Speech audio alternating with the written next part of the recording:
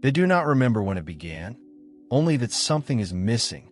Some say it feels like homesickness for a place they've never seen. Others say it comes in dreams, in moments of inexplicable stillness, or in the quiet ache just before falling asleep. It is not depression. It is not loneliness. It is the ghost of something once known, something vast, sacred, and familiar. You've likely felt it, too. That strange sensation that life is not quite what it seems. That behind the noise, behind the masks, behind the ever-churning machinery of modern existence, there is a silence trying to reach you. And within that silence, a voice, not loud but steady, not commanding but remembering. We live in a world flooded with information, yet starved of meaning. We are connected to everyone and everything, and yet feel more alone than ever. We fill our calendars, our closets, and our screens, but not the void. Because the void is not in the world. It is in the soul. But here is the great paradox. You're not broken. You are simply dismembered from your memory. Not the memory of your childhood, or your past relationships, or your losses. No, a deeper memory. The kind that belongs not to the brain, but to the spirit. The kind that pulses in the DNA of your being, waiting to be sung again. Something ancient inside you has not forgotten. And it's that part of you, quiet, observant, enduring, that brought you here. Not by accident, not by algorithm, but by resonance. You did not come for answers. You came for remembrance. The modern human is a marvel of efficiency. Organized, optimized, digitized.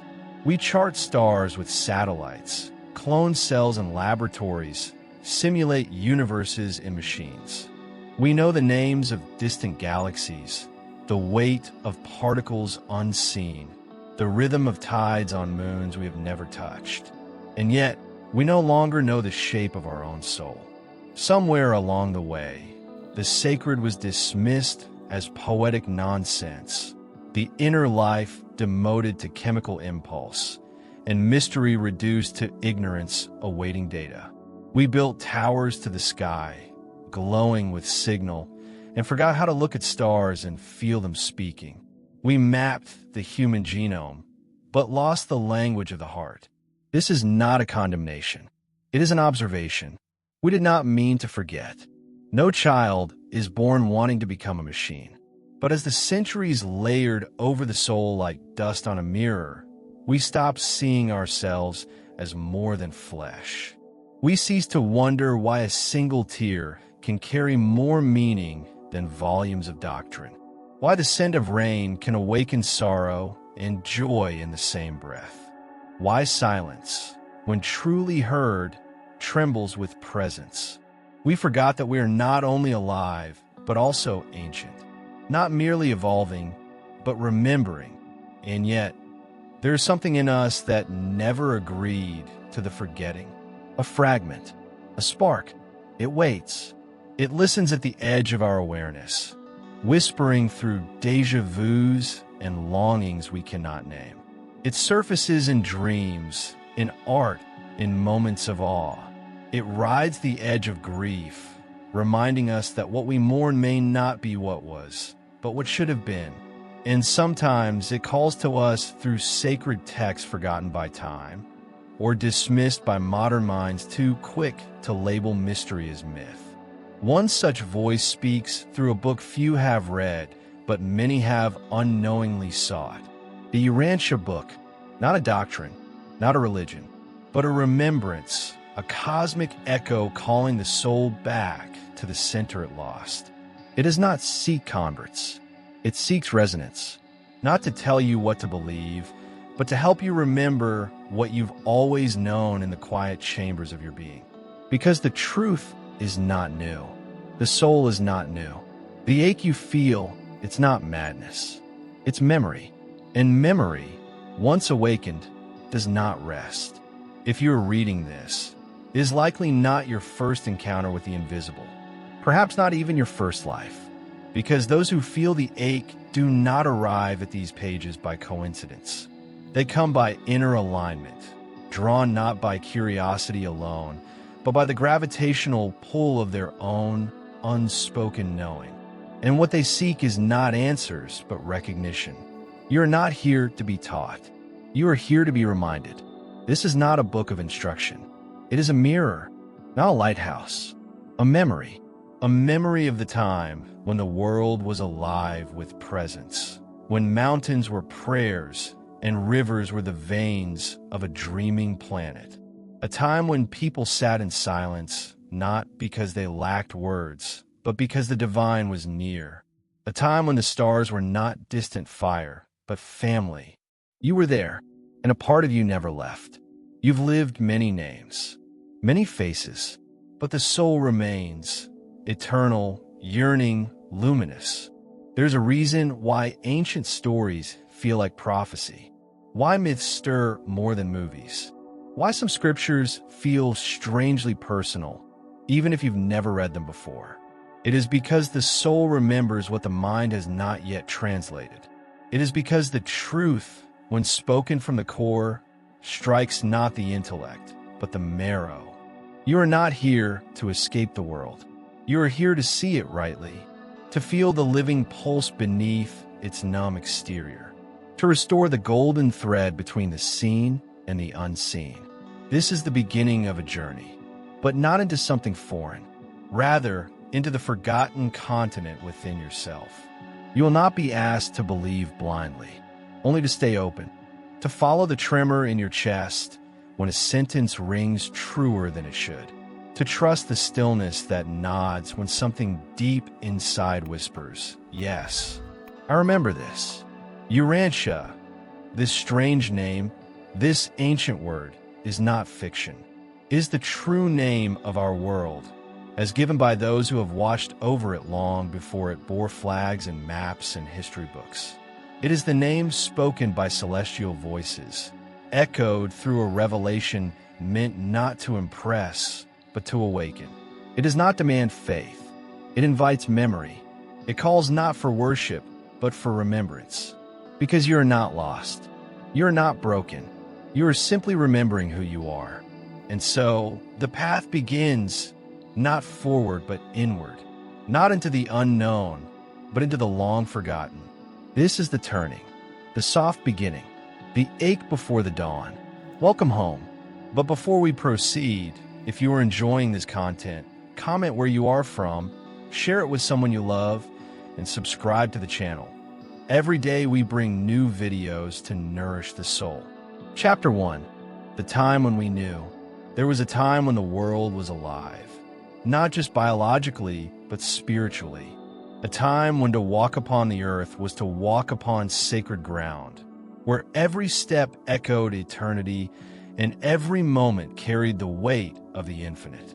They knew, not in the way we know today, with graphs and measurements, nor in the hollow way of memorized facts. They knew in their bones, in their blood, in the rhythm of their breath and the silence between words. They did not speak of the divine, they lived in it. The universe was not an object to be studied. It was a presence to be listened to. The Egyptians did not see the Nile as just a river. It was the vein of Osiris, the pulse of renewal. The stars above were not cold matter, but celestial beings, guides, witnesses, and sometimes ancestors returned. In the temples of Kemet, geometry was not just mathematics. It was a portal to the eternal. Every angle whispered secrets. Every structure mirrored the architecture of the cosmos. In the forests of ancient India, sages sat beneath trees not to escape the world, but to merge with it. They saw the self not as separate, but as an expression of the whole. Tat tvam, thou art that. Life was not linear. It was a dance of births and dissolutions, a theater where the soul played many roles to remember its own divine source. In Persia, fire was not just flame. It was consciousness. It was the bridge between the realms, the presence of Ahura Mazda in visible form. The Zoroastrians watched the stars not for superstition, but for alignment.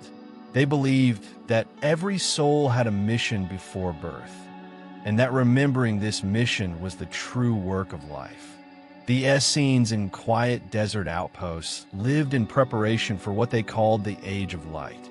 They fasted not out of punishment, but to clear the veil between the seen and the unseen. They preserved sacred scrolls, spoke in symbols, and listened to the silence between winds. For them, the Messiah was not a political figure, but the awakening of a divine principle within humanity, a return to the inner temple. And across the oceans, the Toltecs shaped reality with intent. They knew the dream could be changed, that consciousness was not passive, but creative. They saw thoughts as tools, words as spells, and the body as the altar of transformation. To be a warrior was not to conquer others, but to master one's perception. The Aborigines walked the land as if it were music, and it was. Their dream time was not past or myth. It was a living, breathing realm overlaying this one, visible only to those whose hearts had not been closed by doubt. They mapped the land with stories, sang rivers into being, and traced their ancestry not to kings or nations, but to stars and sky serpents. They all knew, in that forgotten era, there were no strangers among the stars. The sky was not a ceiling, but a map of memory. The heavens held stories of origin and return, inscribed in constellations that pointed not only to crops and seasons, but to destinies. The ancients did not seek to dominate nature. They sought to harmonize with it. They read omens in the flight of birds, not because they were primitive, but because they understood that spirit speaks through the patterns of the living world. Their languages were shaped by the rhythms of the earth, their rituals timed with the pulses of the moon. Every movement of the cosmos had meaning, and meaning was everything. To them, the world was not raw material. It was soul and form. Mountains were not accidents of geology. They were the shoulders of sleeping gods. Trees were not resources. They were relatives, standing elders. Fire was not just combustion. It was the breath of divinity. They spoke in myth not to escape reality, but to reveal it. The stories they told, of gods and beasts, of creation and descent, of betrayal and return, were not inventions. They were translations of truths too deep for plain speech. They were attempts to name the unnameable, to place eternity into syllables. Each myth was a mirror held up to the human journey, a compass for the soul veiled in metaphor. Symbols were not decorations. They were doors. The spiral, the eye, the serpent, the labyrinth. These were not quaint images carved for art. They were living codes, keys to unlock the deeper architecture of the self and the cosmos. To wear a symbol was to enter into a covenant. To paint it was to summon what it represented. To forget it was to go blind to half of reality. The priest was not an authority figure. The shaman, the oracle, the seer, they were not experts in theology, but translators of mystery. They listened where others spoke, dreamed where others analyzed, and walked between the realms with the humility of one who knows that power is borrowed, not owned. They healed not only with herbs, but with story, not only with chants, but with presence. And in every tradition, every people, there was a knowing, spoken or unspoken. That life was sacred not because it was rare, but because it was one. That to hurt another was to wound the whole. That every breath was shared. That time was not a straight line, but a circle. And that the ancestors were not gone, only changed in shape. Ancestry was not a matter of genetics. It was a lineage of light. To look into the fire and remember one's great-grandmother was to feel her looking back, not as a memory, but as a presence woven into the moment. They knew that dreams were not private delusions, but messages, that the soul left the body while sleeping, traveling to realms beyond the veil to bring back fragments of forgotten wisdom. They knew that initiation was not education, it was death and rebirth. That transformation was not mental, but alchemical, requiring passage through darkness, silence, and surrender. They knew that the cosmos was not a machine. It was a being, and we were its children, not by biology, but by design. But something shifted, not suddenly, like a storm, but gradually, like forgetting a song once sung daily. The sacred was not lost. It was set aside, then questioned, then mocked. The myths became fairy tales. The symbols became decorations. The priest became politician. The shaman became lunatic. The vision became hallucination. And slowly, the eye that saw the world as alive closed. We traded wonder for certainty. We replaced story with theory, silence with data, awe with analysis. And in doing so, we began to dissect what could only be lived. We weighed the heart, but forgot its weight in the unseen. The cosmos became background. Nature became resource. The divine became optional. The dream time was severed from daytime. The ancestors were reduced to names on stone. The rituals turned to repetition, hollow of the fire that once animated them. And the child, once taught to hear the song of trees and the whisper of stars, was given screens and schedules, logic and noise. The ancient knowing slipped from the bloodstream of civilization into the hidden corners of poetry, the margins of madness, the footnotes of mystics. Yet even as the veils thickened, the memory did not die. It sank. It hid in the trembling of the chest during certain sunsets, in the stillness that falls in old cathedrals, in the moment before sleep when the soul leans out of the body and touches something vast, in the tears that come with no reason, no narrative, only the sense that something beautiful has been misplaced and must be found again.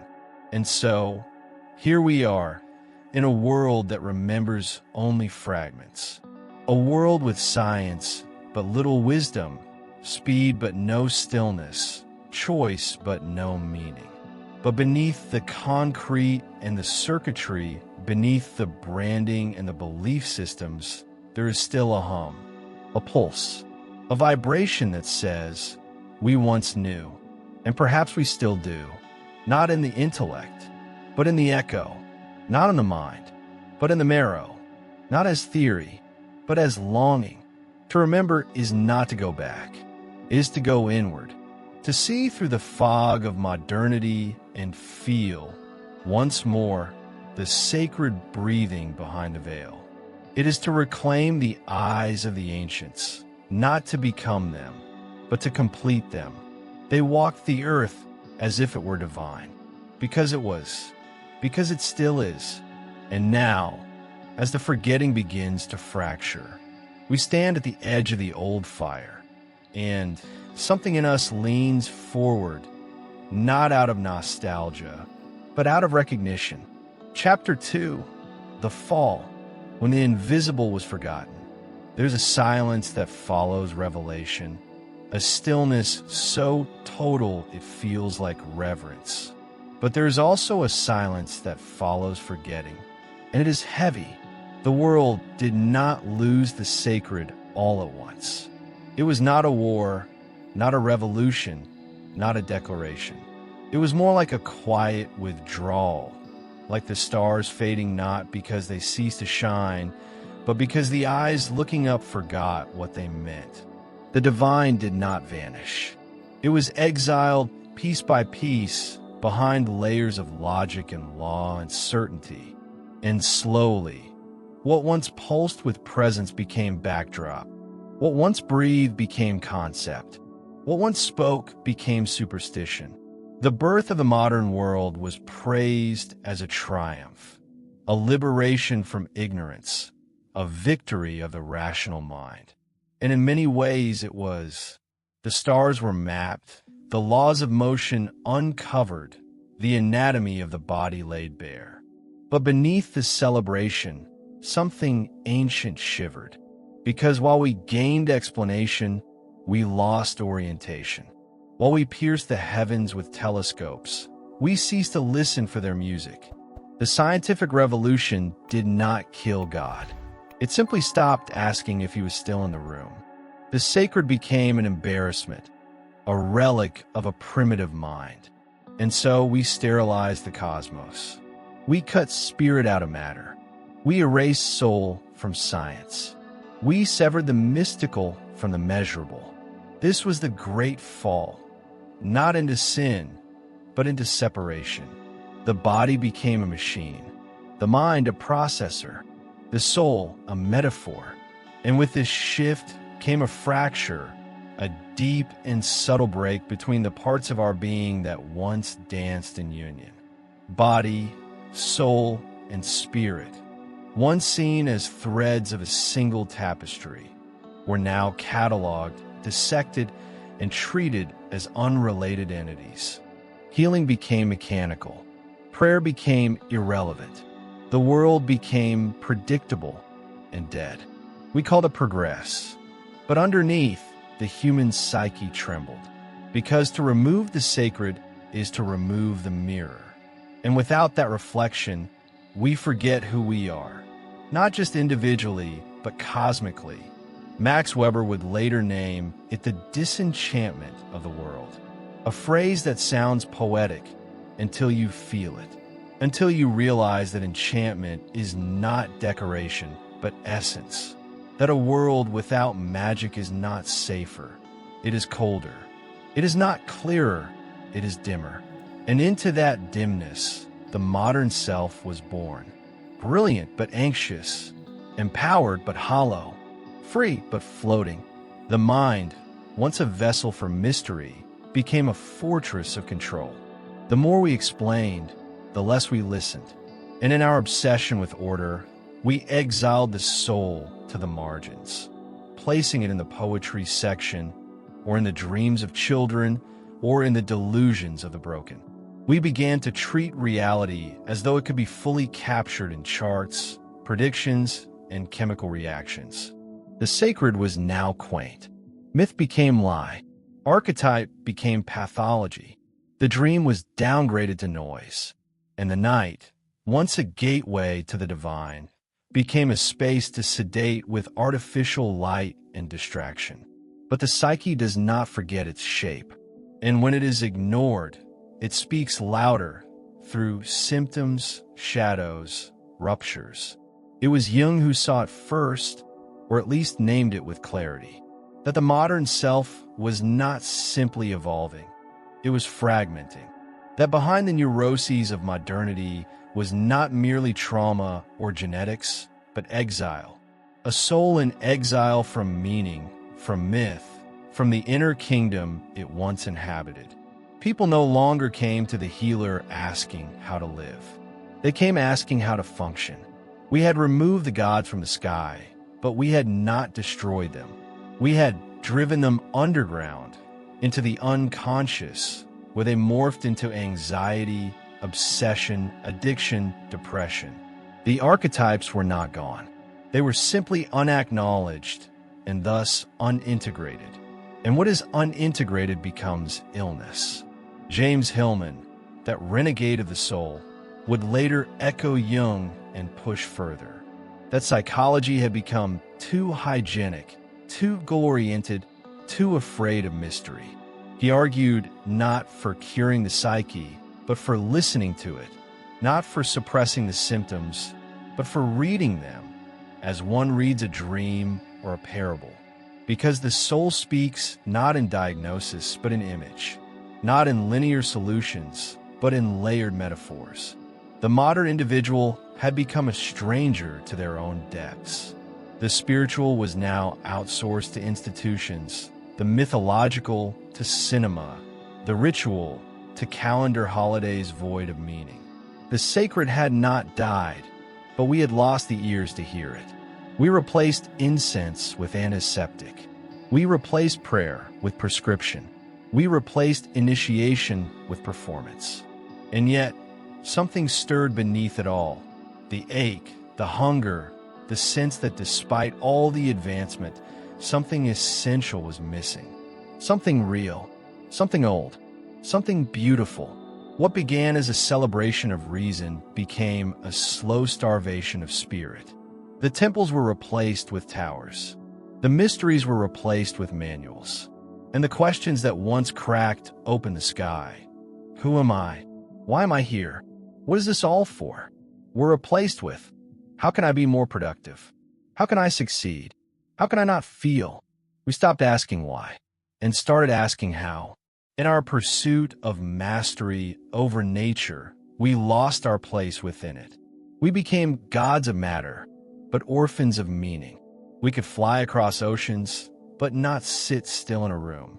We could split atoms, but not mend hearts.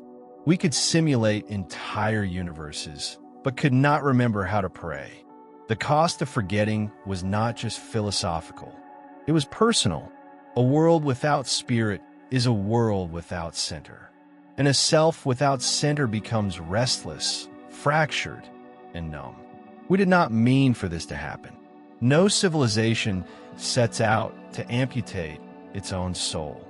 But when the sacred is removed from the equation, everything begins to collapse in subtle ways. Love becomes transaction, work becomes survival, silence becomes awkward, and the mystery that once nourished becomes the void we fear. Yet the soul does not vanish. It waits. It mourns in private. It sings in dreams and trembles at dusk. It hides in illness, in heartbreak, in longing. It calls from the edges, hoping to be remembered. And in those quiet moments, when nothing external satisfies, when the noise becomes unbearable, some begin to hear it again. Faintly, like a song remembered from childhood, like a name almost spoken, a presence that was never gone, only ignored. The sacred is not extinct, it is simply obscured. And now, something in us is stirring. The fall was never final, only long. And perhaps, even now, we are beginning to remember that the invisible was never truly forgotten, only waiting to be seen again. Chapter 3, The Self as Living Myth.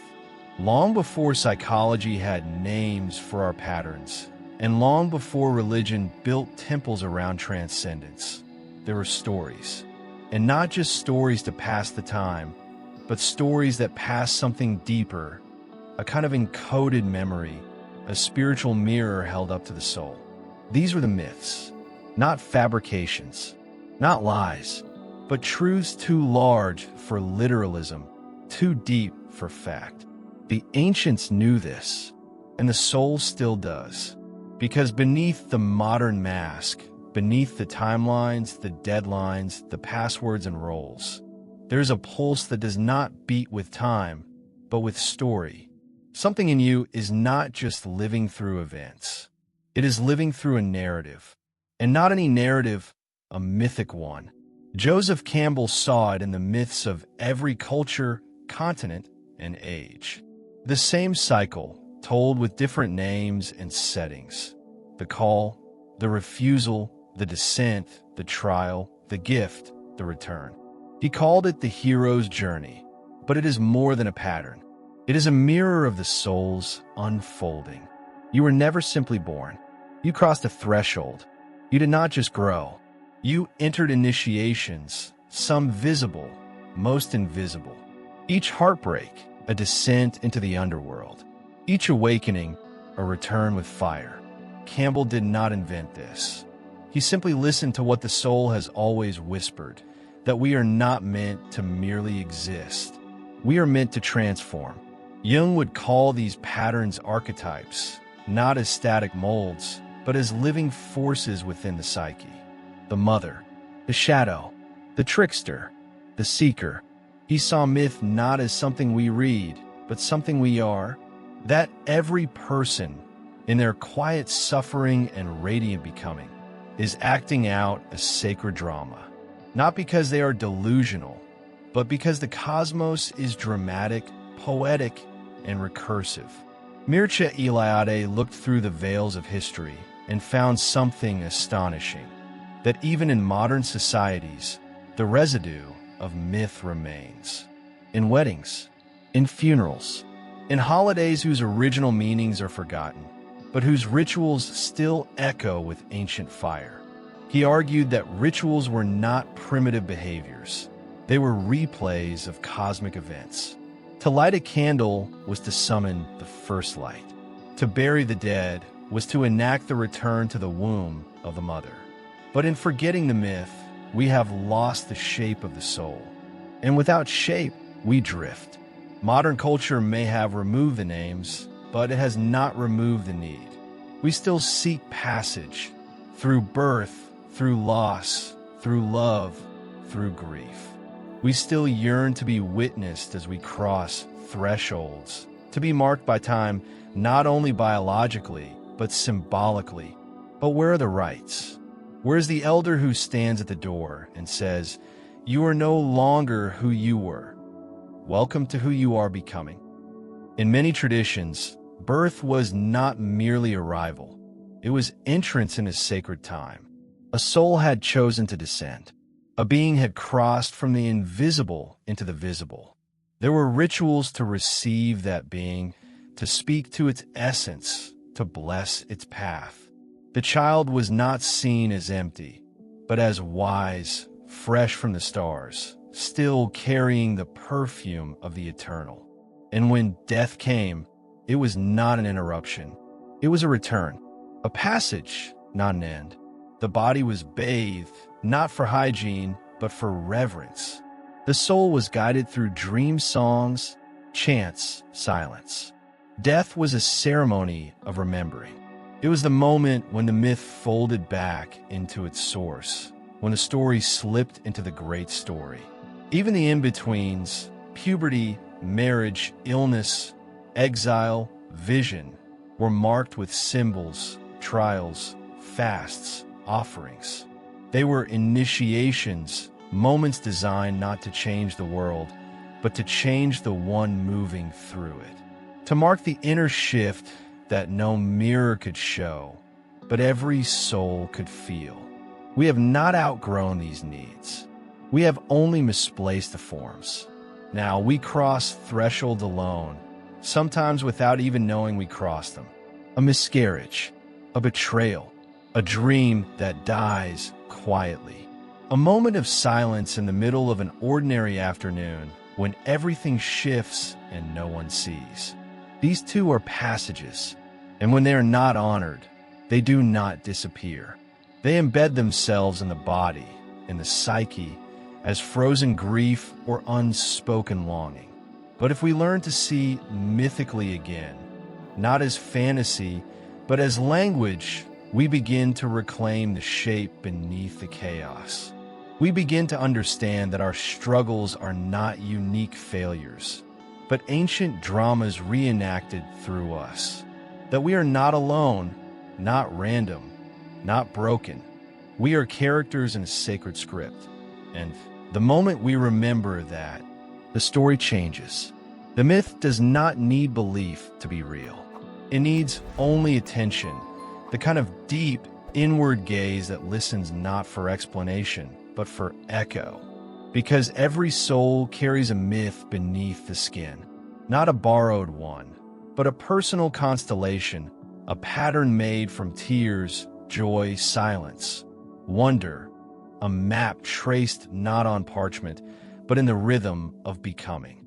To live mythically is not to live in fantasy. It is to see the world as layered, alive, woven with invisible threads.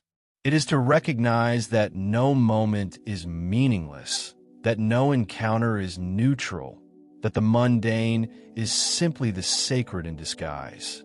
When you are rejected, perhaps you are not failing. Perhaps you are being initiated. When something breaks, perhaps it is not the end, but the descent before the gift. When you are asked to walk alone, perhaps it is not abandonment, but the archetype of exile, the sacred solitude for which wisdom is born. These are not new ideas. They are ancient, older than temples, older than alphabets. They are inscribed in cave walls, sung in lullabies, painted in the sky by constellations named by ancestors who knew that truth wears many costumes. Because myth is not a theory, it is a remembering.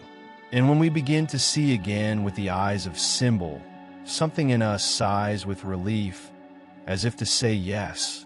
This is how it was always meant to feel. The soul is not linear. It is not logical. It moves in spirals, dreams, and revelations. It is not a machine to be optimized, but a story to be lived. And when we stop trying to diagnose it and begin to listen to it, we begin to heal. In this age of abstraction, to reclaim myth is an act of revolution. To speak in symbol is to re-enter the sacred tongue. To honor your suffering as part of an archetypal journey is not indulgence. It is alignment. You are never just a name on a document or a task on a list.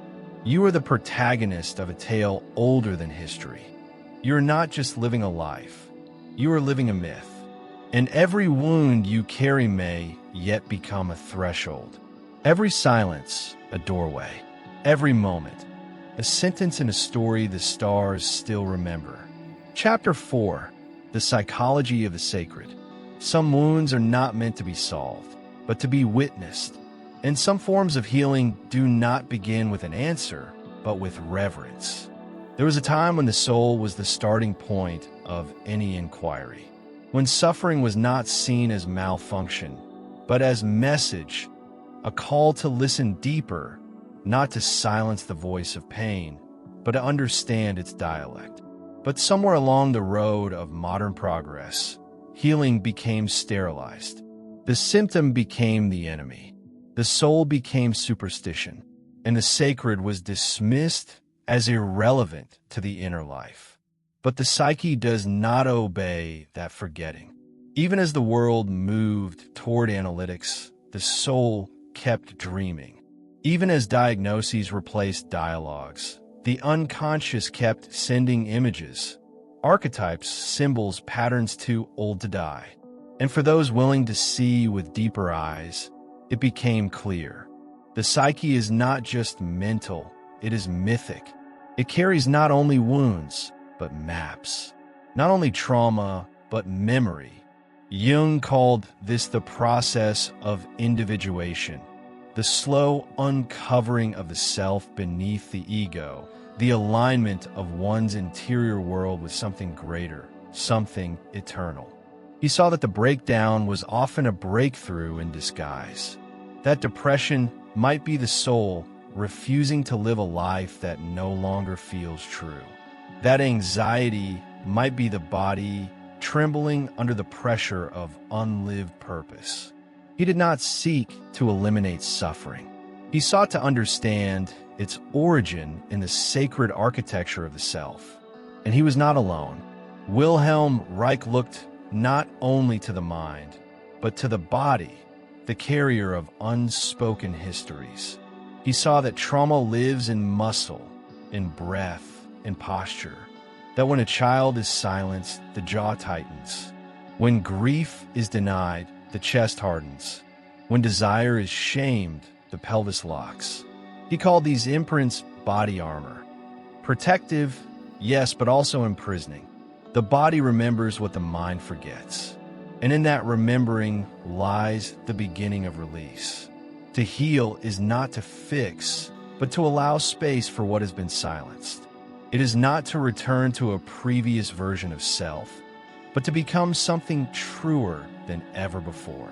Viktor Frankl, standing amid the ruins of humanity in the concentration camps, discovered something that could not be burned, that the human being is not sustained by comfort, but by meaning. That survival without purpose is a form of death, and that suffering, when aligned with something larger than the self, becomes not just bearable, but transformative. He wrote not as a theorist, but as one who had passed through the fire. He spoke of the soul's need not for happiness, but for significance. Though we do not ask, how do I escape the pain, but rather, what is this pain asking of me? Because it is in that question that the sacred enters, not as an external rescuer, but as an inner torch. Frankl did not divide man into body, mind, and soul. He saw the human as a whole, and this wholeness could endure anything if it had a reason. And perhaps the most powerful truth he offered is this: that meaning is not given, it is chosen. And in the choosing, we remember our agency, even in the most powerless of places. But what if the pain we carry is not only personal? What if it is also ancestral, cultural, collective? Gabor Mate enters here, tracing the thread of suffering through the nervous system, through addiction, through disease.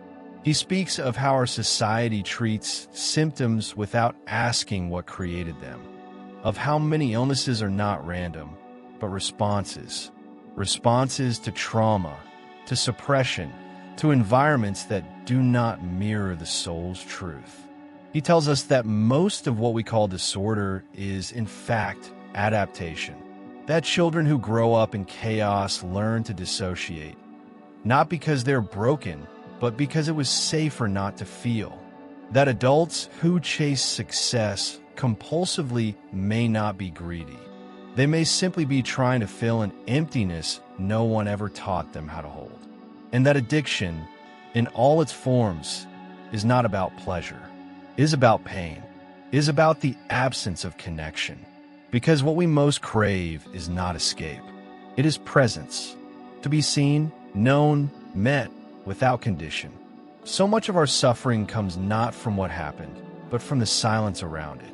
The shame, the exile, the disconnect from others, from the body, from the sacred. And it is here in this gap that a different kind of psychology must arise. One that does not seek to pathologize the soul, but to sit with it, to learn its language again, to remember that the wound is not a problem. It is a portal. When the soul is not heard, it begins to shout, but not in words, in symptoms. The anxiety that keeps you awake may be your spirit asking you to listen. The depression that numbs your days may be the soul's winter, a holy pause before a new blooming. The tension in your chest, the fire in your gut, the ache in your bones, these are not random disturbances. They are communications. The psyche does not whisper for no reason, and healing does not mean returning to who you were.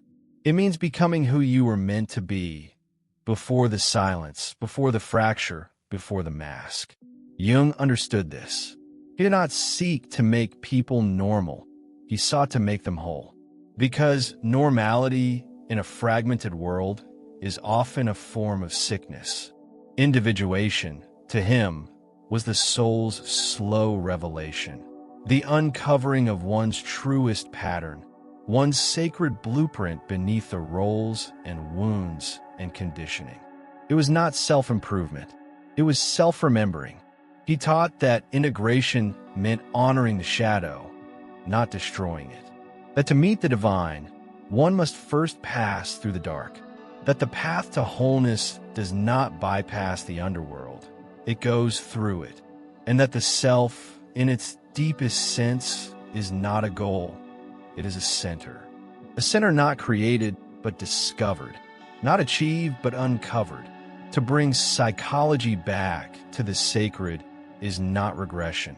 It is restoration. It is to say that we are not problems to be solved, but mysteries to be embraced.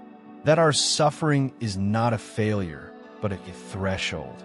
That our healing is not about perfection, but about presence. The sacred is not a place we visit. It is a way of seeing.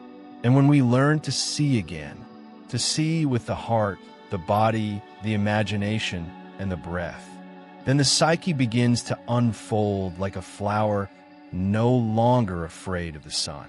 Because in the end, all true healing is remembering, not just what happened, but who we are beneath what happened. And in that remembering, the soul returns, not as an idea, but as home. Chapter 5. The Forgotten Body of the Earth. We have paved over her skin and called it progress. We have drilled in her bones and called it wealth. We have poisoned her rivers and called it industry. But still she breathes. Beneath the asphalt and machinery, beneath the algorithms and wires, the earth waits. Not as a background, but as a being. Not as scenery, but as soul. And somewhere deep within us, we remember this. We remember that once to walk barefoot was a form of prayer. That to plant seeds was to speak to the future. That to sleep under the stars was to fall into the cradle of something larger than comprehension. Something maternal, ancient, and awake. The earth is not just alive. She is aware. She has been called many names. Gaia, Pachamama, Sophia, each an attempt to speak the unspeakable truth that this world is not merely inhabited by life, but is itself a life, a womb, a breath, a body, and we, despite our arrogance, are not her rulers. We are her children. The indigenous knew this. They knew the mountain was not just a structure, it was a grandfather, that the ocean was not water, it was memory, that the trees were not lumber, they were witnesses. And they treated them accordingly, with songs, with offerings, with silence. But as civilization built its monuments and multiplied its machines, we forgot. We forgot the language of wind. We forgot the pulse of stone. We forgot that the earth does not just support life. She teaches it.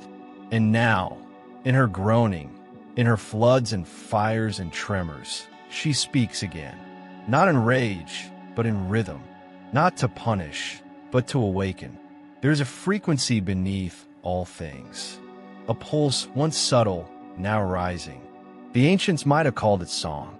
The mystic's vibration. Today, some call it the Schumann resonance. The heartbeat of the earth. Measurable, tangible, and shifting. And it is changing. And so are we. The change in Earth's frequency is not merely a scientific curiosity. It is a call, a drumbeat, a remembering. Some say the Schumann resonance, that subtle heartbeat of the planet, is rising, becoming more erratic, more intense. Others argue about data, dispute interpretation, but those who listen with the body already know something is stirring. Time feels different. Dreams grow stranger. The air itself feels charged, as though consciousness is thickening, not metaphorically, but quite literally. The veil between mind and matter grows thinner. And in this shift, many are feeling it without knowing what it is. Anxiety without cause. Sadness without event. Restlessness without direction. As if something inside is responding to something outside, though neither can be named. Eco-psychologists, those keepers of the soul of the earth dialogue, have long warned us what we do to the earth, we do to ourselves. That the extinction of species mirrors the numbness of our own emotional worlds. That deforestation and depression are not just linguistic cousins. They are symptoms of the same forgetting. We were never meant to see ourselves as separate. The trees breathe what we exhale. We drink the memory of ancient rains. Our bones are minerals borrowed from the earth's own structure. Our tears are salted with the memory of oceans. And when we cut ourselves off from this intimacy, the soul begins to starve. It may look like burnout, anxiety, or a vague sense of meaninglessness. But beneath the surface, what aches is not just individual trauma. It is ecological grief. It is spiritual displacement. It is the mourning of a species that once knew how to pray with its feet in the soil. We were never meant to live surrounded only by concrete and code. We were meant to wake with the light, to sleep with the stars, to sing to the moon and learn the names of birds. Not for sentiment, but for sanity. The earth is not background. She is body. And when we forget her, we begin to forget ourselves. Some say the planet is dying. But perhaps it is not dying. Perhaps it is calling us to remember that sustainability is not a trend. It is a return. That ecology is not politics.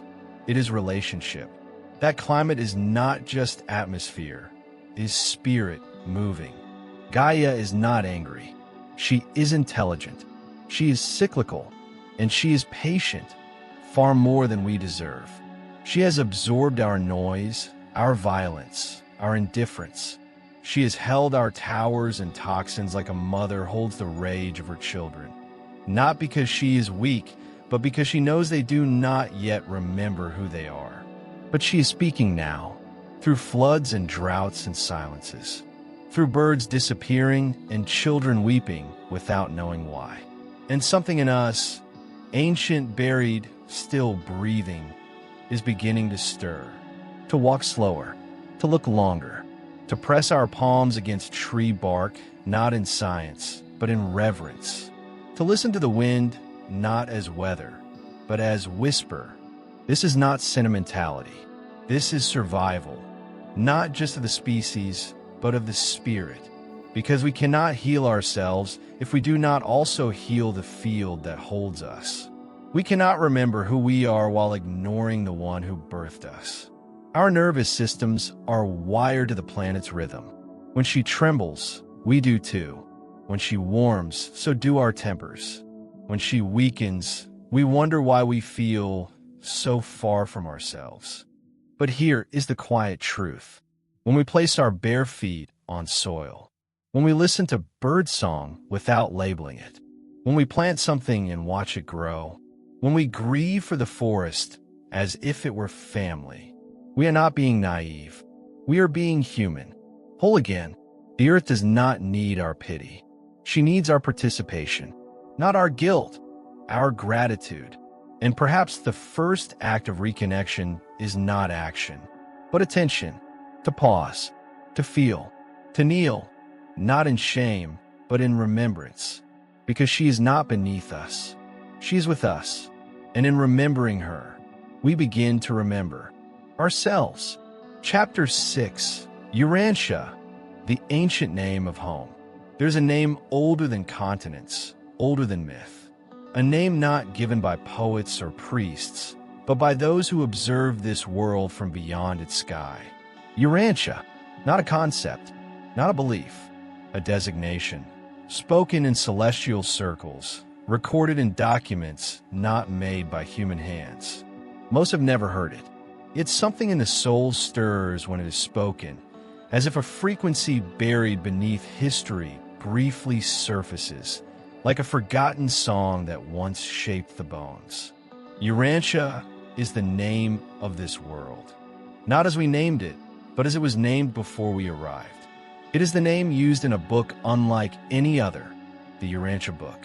A book not channeled, not written in trance, but transmitted, piece by piece, by intelligences claiming origin in higher realms of universal administration. It does not demand belief. It does not appeal to emotion. It presents itself, instead, as revelation, sober, vast, and fiercely ordered. Not myth, not scripture, something else entirely. To read it is to enter a new cartography of existence, one where Earth is not merely a planet, but a decimal world, an experimental station in a cosmic system designed to test the boundaries of variation and freedom, a world wounded by rebellion, yet chosen for redemption. Because this world, fragile, fractured, and forgotten by many, holds a secret. This is not just where you live. This is where Michael of Nebadon chose to be born, not as a king, not as a myth, but as a man, Jesus of Nazareth. In the cosmology offered by the Urantia revelation, Earth is not merely a late-blooming accident in a cold universe. It is planet 606 of System 24 in Constellation 70 of local universe Nebadon, under the sovereign guidance of a creator son, Michael, whose seventh and final bestowal would be here, among us, as Jesus. But Urantia's story does not begin with glory. It begins in disruption. Long before Bethlehem, long before Eden, there was a fracture, a spiritual insurrection known as the Lucifer Rebellion. It was not a myth, but an administrative mutiny, a rupture in the fabric of cosmic order. Lucifer, a brilliant system sovereign, declared that the hierarchy of the universe was oppressive. He denied the authority of the universal Father, and with persuasive cunning, seduced other personalities to his ideology of self-assertion. He did not ask for worship, he demanded autonomy. On Earth, this rebellion found its echo in the decisions of Caligastia, our own planetary prince, who chose allegiance to the Lucifer Manifesto. The result was devastation, not in fire or flood, but in the slow corrosion of trust between the human and the divine. Urantia became a world isolated, severed from the circuits of spiritual communication. It became one of the quarantined worlds, known among higher orders not only for its chaos, but for its extraordinary potential. Because within the brokenness, a greater light was seated. Decimal worlds, according to the Urantia papers, are designed as laboratories of variation, planets where evolutionary freedom is amplified, where choices carry more weight, where the outcomes are less predictable and more meaningful. Here, evolution is not just biological, it is moral, it is spiritual, and in the middle of this vast, unfinished experiment, the decision was made. Michael, the creator son of this universe, would choose this world, this bruised and backward orb, as the stage for his most personal act. Incarnation, not to conquer, to experience. Jesus, or rather, Michael of Nebadon, did not choose Urantia because it was exemplary. He chose it because it was wounded, because it needed remembering. He came not to impose divinity, but to embody it, to show that the infinite could speak in human tones, weep human tears, and walk among us without thunder or throne. He did not come to bypass suffering. He came to walk through it, so that we might never again mistake divinity for distance. In the architecture of the universe, a creator son must live as one of his own creatures before assuming full sovereignty. And so he did, here, on this decimal world, tangled in rebellion and shadow. He chose us, and this choice changed everything. Through his life, he reconnected the severed circuits. He brought this planet back into alignment, not by decree, but by love, a love so absolute it required no miracle to prove itself. His presence sanctified not just the soul, but the soil. Every step he took made the planet more luminous. Every silence he held echoed into eternity. The Urantia Book does not aim to convert. It aims to restore, to reintroduce Earth to its truer name, its deeper purpose, its place in the unfolding cosmic narrative. It speaks of a universe that is not cold or chaotic, but parented, governed by love, inhabited by countless beings, and designed for the evolution of soul consciousness toward paradise. And in this grand story, humanity is not an accident. We are participants, not spectators. We're being watched, yes, not for judgment, but for understanding. Because this planet, flawed and chaotic as it is, carries seeds of an awakening that ripples beyond its atmosphere. We are more than citizens of a struggling world. We are part of a cosmic experiment in divine potential. We are beings in training, not merely to survive, but to ascend. Our mission is not perfection. It is participation, to choose light again and again, even in the dark, to love where division reigns, to build bridges across centuries of spiritual amnesia, to awaken, not someday, but now, because the universe is not waiting for us to become something else. It is waiting for us to remember what we already are, and to walk this earth not as strangers, but as children coming home to a world that always knew our name. Chapter 7. The Spiritual DNA, What We Carry Without Knowing. You are not a blank slate. You are a manuscript, ancient, intricate, encoded with songs you've never sung but somehow remember. Within your blood pulses not only the story of your parents or grandparents, but echoes from stars, whispers from other realms, blueprints from worlds you may never name, but whose languages your soul still dreams in. We speak of DNA as if it is merely chemical, as if it only determines eye color, height, disease risk. But there is another dimension to inheritance, one that science touches lightly with terms like epigenetics, but which the soul has always known. That memory is not stored only in brain and story. It is folded into muscle, woven into silence, braided into the breath. There are reasons you are drawn to certain symbols, reasons you feel emotions that seem to come from nowhere, reasons you fear water though you've never drowned, or speak to the sky as if it once knew your name. This is not fantasy. It is remembrance. We carry within us layers of memory, ancestral, archetypal, planetary, and cosmic. Not metaphorically, literally. Your cells respond to frequencies not only of this life, but of others. You are a receiver tuned not just to your environment, but to your lineage, and not just of blood, but of being. There are worlds in you. There are civilizations long fallen, whose languages pulse faintly in your nervous system. There are stars whose names you cannot recall, but whose light you trust without question. And perhaps that's why certain truths move you to tears. Not because they are new, but because they were always there, waiting. You were not born empty. You arrived carrying a constellation. The story did not begin with your first breath. That was simply the continuation of a frequency already in motion. Long before your name was spoken, long before the womb, there was a current, a thread, and you are its latest unfolding. What we call ancestry is not limited to surnames and migrations. It is vibration, and not all of it is terrestrial. There are lineages that stretch through families, yes, but also through symbols, archetypes, and unseen initiations. You may be part of a lineage of dreamers, or of healers, or of truth tellers. Not because your grandparents were, but because your spirit was.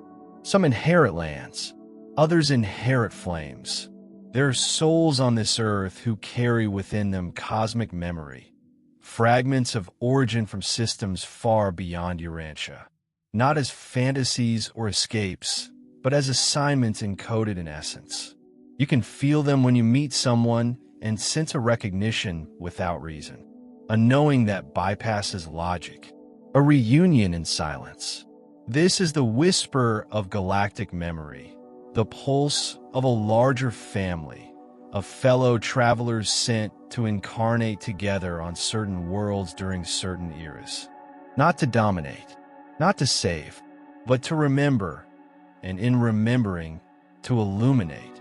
These beings are not more special than others, but they are tuned differently, often more sensitive, often more restless, often more disoriented by the world's noise. Not because they are fragile, but because their coding is calibrated to truths this world forgot. They carry a sadness without name, a longing without object, and deep within them, a map. The map is not external. It is interior and often buried beneath trauma, conditioning, and forgetting. But it remains folded into the layers of the soul like parchment waiting for breath. This is the spiritual genome, the configuration of consciousness unique to you. Not a fixed destiny, but a pattern, a call, a possibility. And just as the DNA in your cells can express or suppress itself based on environment and choice, so too can the spiritual DNA be activated or left dormant. The soul, like the body, responds to invitation. There are moments when a phrase, a scent, a melody, or a silence activates something ancient within you, something that doesn't belong to this life, or at least not only to this life. And in that moment, you don't remember a fact. You remember a function. You feel, perhaps without understanding, what you came here to do. We think of destiny as something linear, written in stone. But true purpose is fluid, encoded not in circumstance, but in essence. It is less about what you will do and more about what you are made to become. And that becoming is guided by a hidden architecture, the lost code that lives within.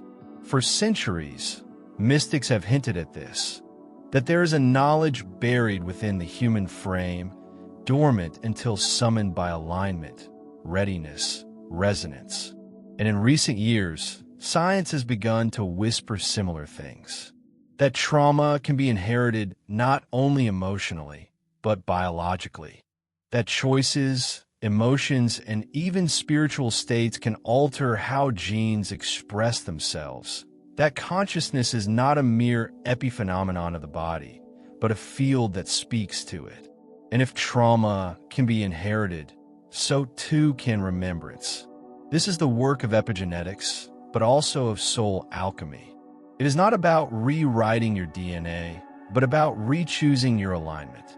Not through effort, but through presence. Not through force, but through attunement. Because the memories are there. The mission is there. The map is there. And every time you move closer to your own truth, every time you silence the noise and listen to the subtle voice within, you awaken something ancient, something holy. You begin to remember that your pain is not only yours, and neither is your wisdom. That your sorrow carries echoes of worlds you helped build, and perhaps lost. That your joy is not random, it is resonance. And slowly, as the veils lift, you stop trying to become someone new. You start becoming someone remembered. Not because you read it, not because someone told you, but because you felt it in your bones, in your breath, in the stillness that holds your name the way the stars once did. Because you're not simply a body. You are a record. You're a library of light. You are a message from beyond, learning how to read itself again. And the moment you believe that remembering is possible, the remembering begins. Chapter 8, The Illusion of Separation. What if the world you see is not the world that is? What if the walls you feel around you are not made of stone, but of perception? What if separation is not the structure of reality, but the symptom of forgetting? For millennia, sages have whispered the same truth in different tongues, that what we take as solid, fixed, and external is not the ultimate layer of reality. In the East, they called it Maya, the great illusion. Not illusion as in falsehood, but as appearance, a kind of dream so consistent, so convincing, that we mistake it for the real. In the West, Plato gave us the cave, a metaphor in which humans, chained in darkness, mistake shadows on a wall for reality. They do not know they are watching projections. They do not know the world outside exists. And when one of them escapes and returns to tell the truth, he is not believed. He is feared. And perhaps you, too, have begun to feel it. That things are not as they seem. That time is thinner than we were taught. That the self is not a container, but a field. That what we call real is negotiable. Modern science, too, is beginning to trace the edges of the veil. Donald Hoffman, cognitive scientist, argues that we do not see reality as it is, only as is useful to our survival. That perception is a user interface, like icons on a computer, a simplification, not a reflection of truth. What we see is not the world. What we see is our version, shaped by evolution, language, expectation. The screen, not the code. And what lies behind it? We barely know. The Hermetic axiom whispers through time, all is mind. Not metaphorically, not poetically, fundamentally. That the universe is not a machine, but a thought. That what you call matter is consciousness slowed down, not an object, but a frequency. And you too are not a being in a body. You are a wave in a field, a ripple in the mind of the all. This is not mysticism divorced from rigor.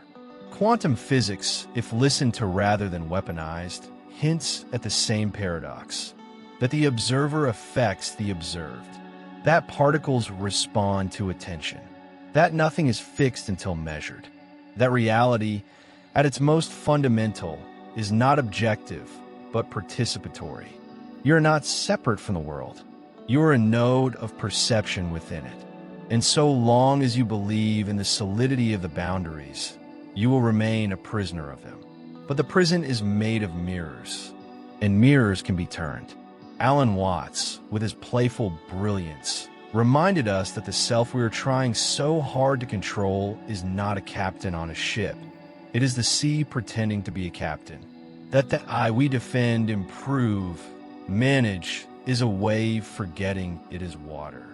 He laughed, not to dismiss the seriousness of suffering, but to remind us that the control we seek is the very thing that keeps us from freedom.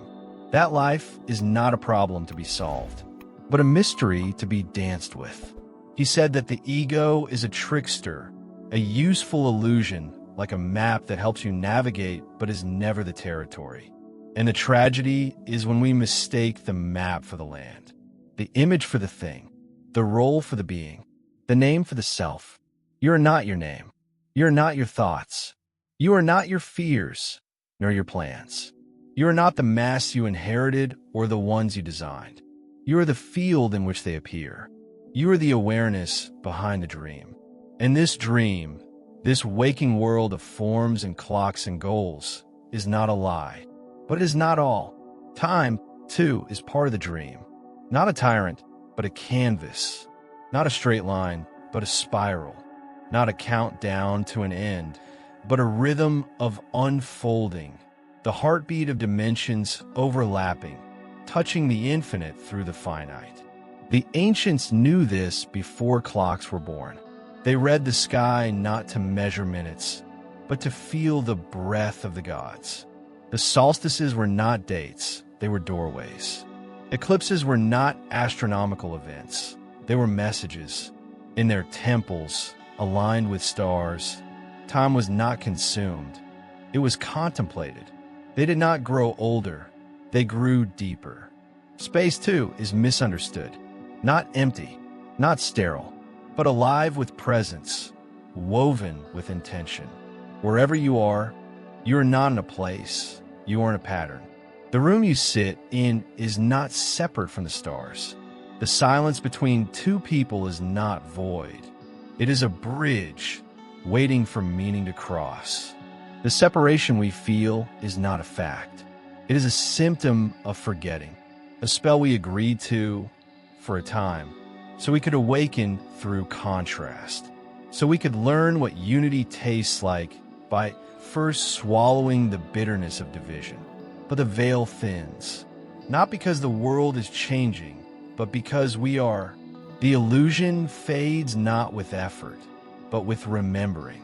And what was always true, but long hidden, begins to shine again with quiet inevitability.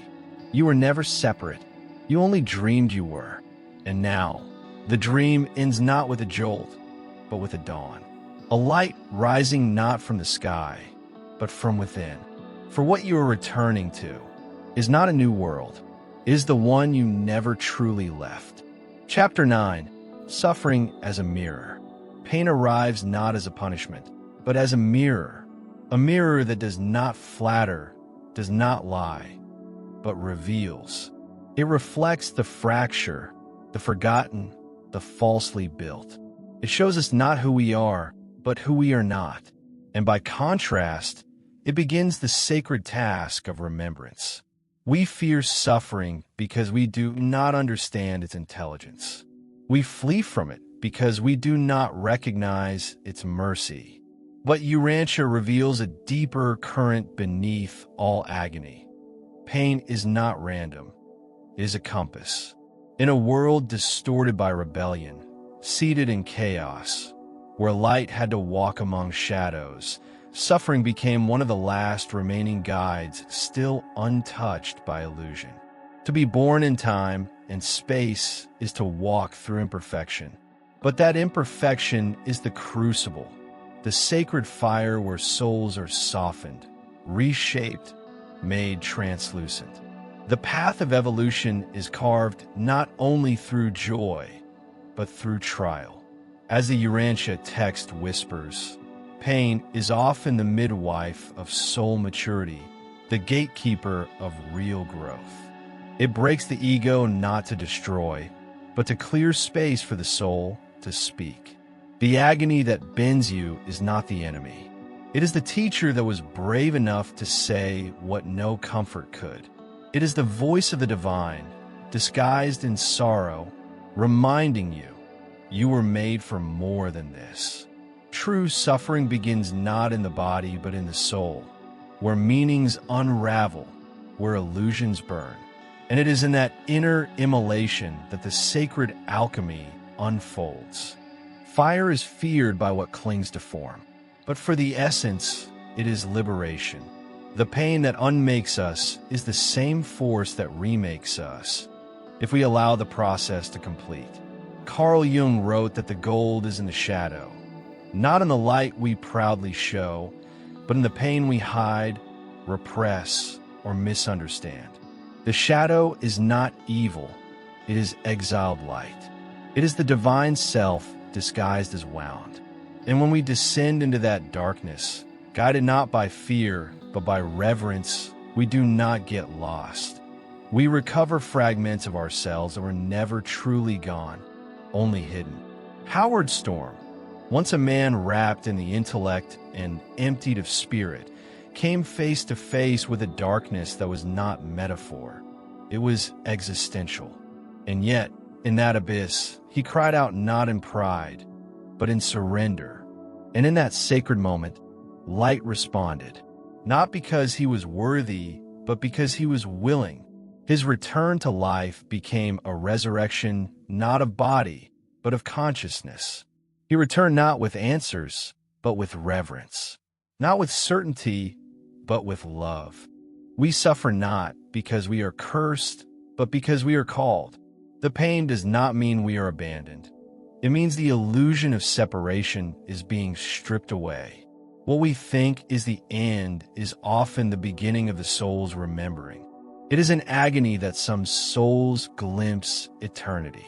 It is through heartbreak that the false self crumbles, and something eternal begins to whisper. The pedagogy of the divine is not linear. It does not teach through formulas, but through silence, rupture, and longing. It does not hand out diplomas. It gives initiation. Suffering, then, is not punishment. It is passage, and only those willing to walk through it with eyes open will discover its secret gift, transformation. The Urantia revelation, too, does not shy away from pain. It names it. It explains that evolutionary worlds, such as this one, are forged in struggle not because God delights in adversity, but because growth is impossible without friction. In a cosmos of free will and unfolding intelligence, suffering is not the sign of divine absence. It is the canvas upon which choice paints its eternal consequence. The path to perfection, it says, passes not through avoidance, but through courageous participation in the very imperfection we are called to transcend. Suffering is not equal for all, and it is not fair, but it is sacred. It is the birthplace of empathy, the crucible of compassion, the echo that binds all sentient life into one unspoken prayer. It is not what happens to us that defines our ascension, but how we metabolize what happens, how we transform pain into offering, fear into wisdom, and despair into devotion. Some learn through joy. Most awaken through loss. And this is not weakness, it is design. Each tear contains more than grief. It carries information. Emotional pain reveals where we are disconnected from love, from meaning, from our inner divinity. And like a fever, it burns not to destroy, but to purify. The soul, when wounded, does not collapse. It sings in a key we have forgotten how to hear. And when we begin to listen, even faintly, a mysterious shift occurs. Suffering ceases to be meaningless. It becomes sacrament. The ancients knew what we are only beginning to remember, that the dark night of the soul is not a detour, but the doorway. That descent is not failure, it is invitation. And that every wound carries within it not just the ache, but the map. The way out is not by fleeing the pain, but by going deeper until the pain itself becomes light.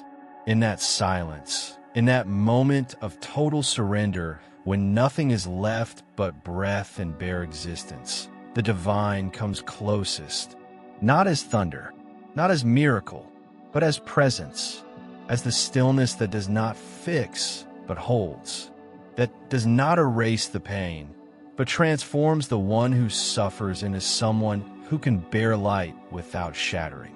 To suffer is to be reminded that we are not finished, that something ancient in us is still becoming. And if we dare to see clearly, we realize suffering was never the punishment of the gods. It was the mirror of our becoming, the echo of a voice that still calls us home. Chapter 10, The Visitors of Silence. There have always been those who walk among us without leaving footprints. Their presence is not announced by ships or flames, but by the tremor, not alma, when something beyond the visible brushes the edge of the known. They are the visitors of silence, not strangers, but kin from higher harmonics of the universe, architects of life, watchers of time, and healers of worlds. In ancient scrolls and modern revelations, they bear many names.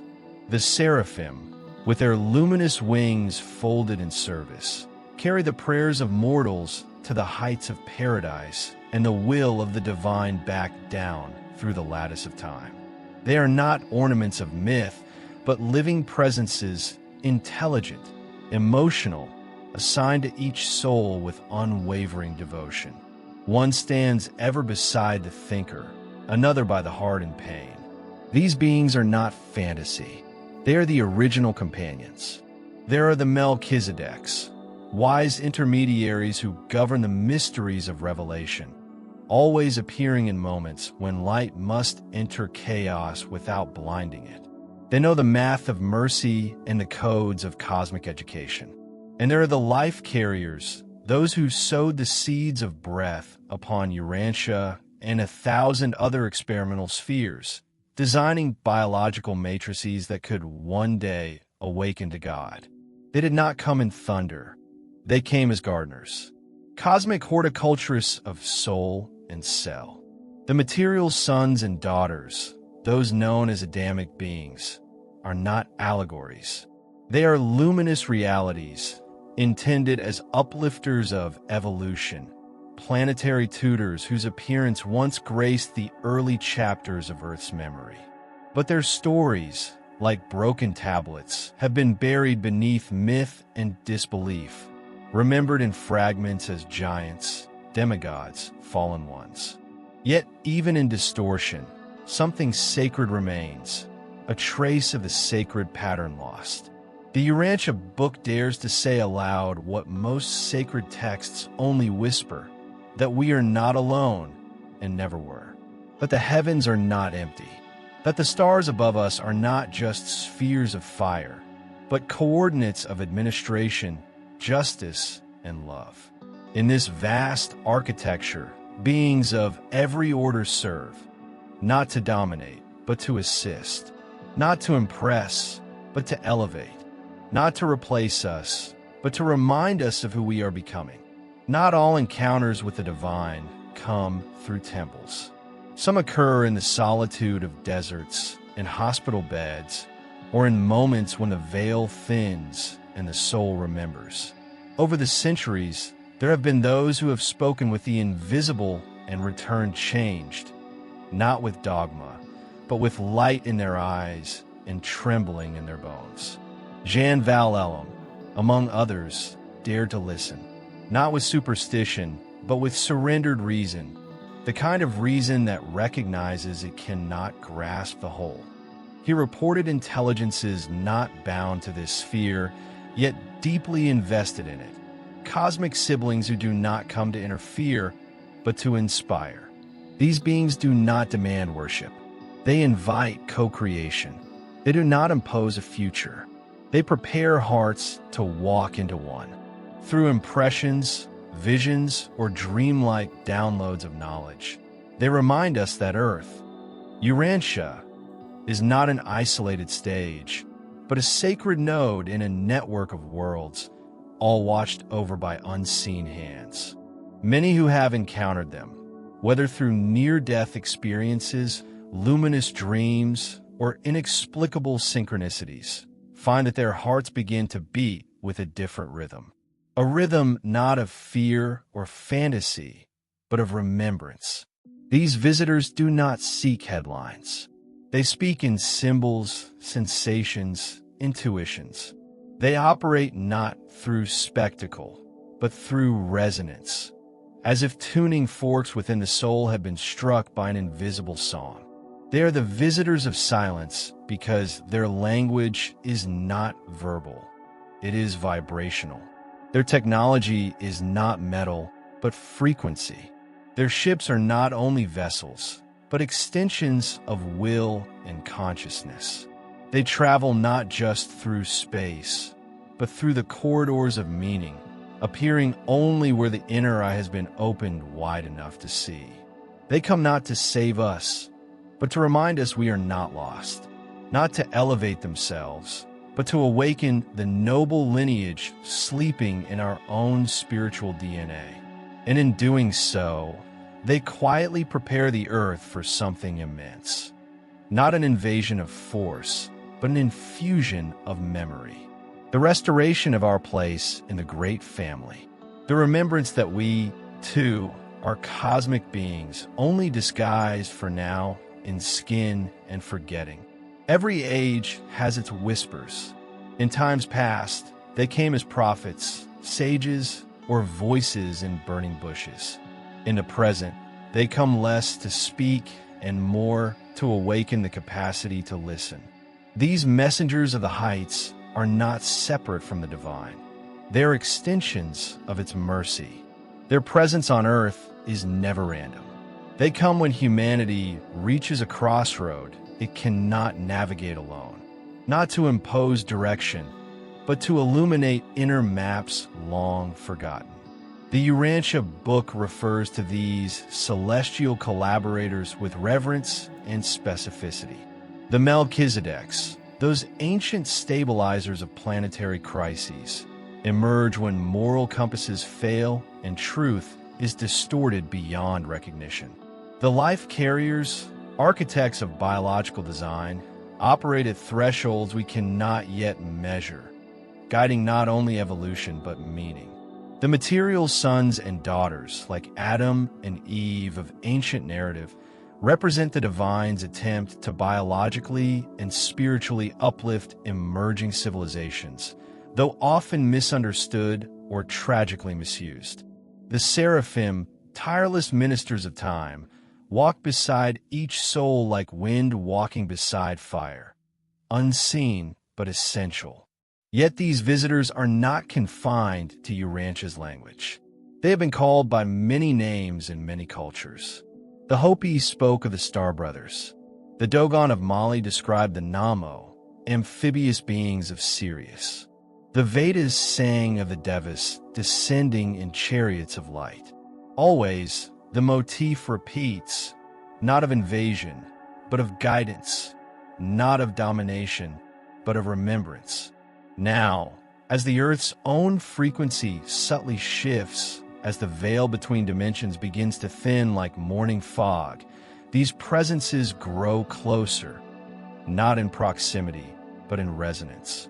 More humans begin to feel them, dream them, channel impressions not born from psyche alone, but seeded from higher spheres.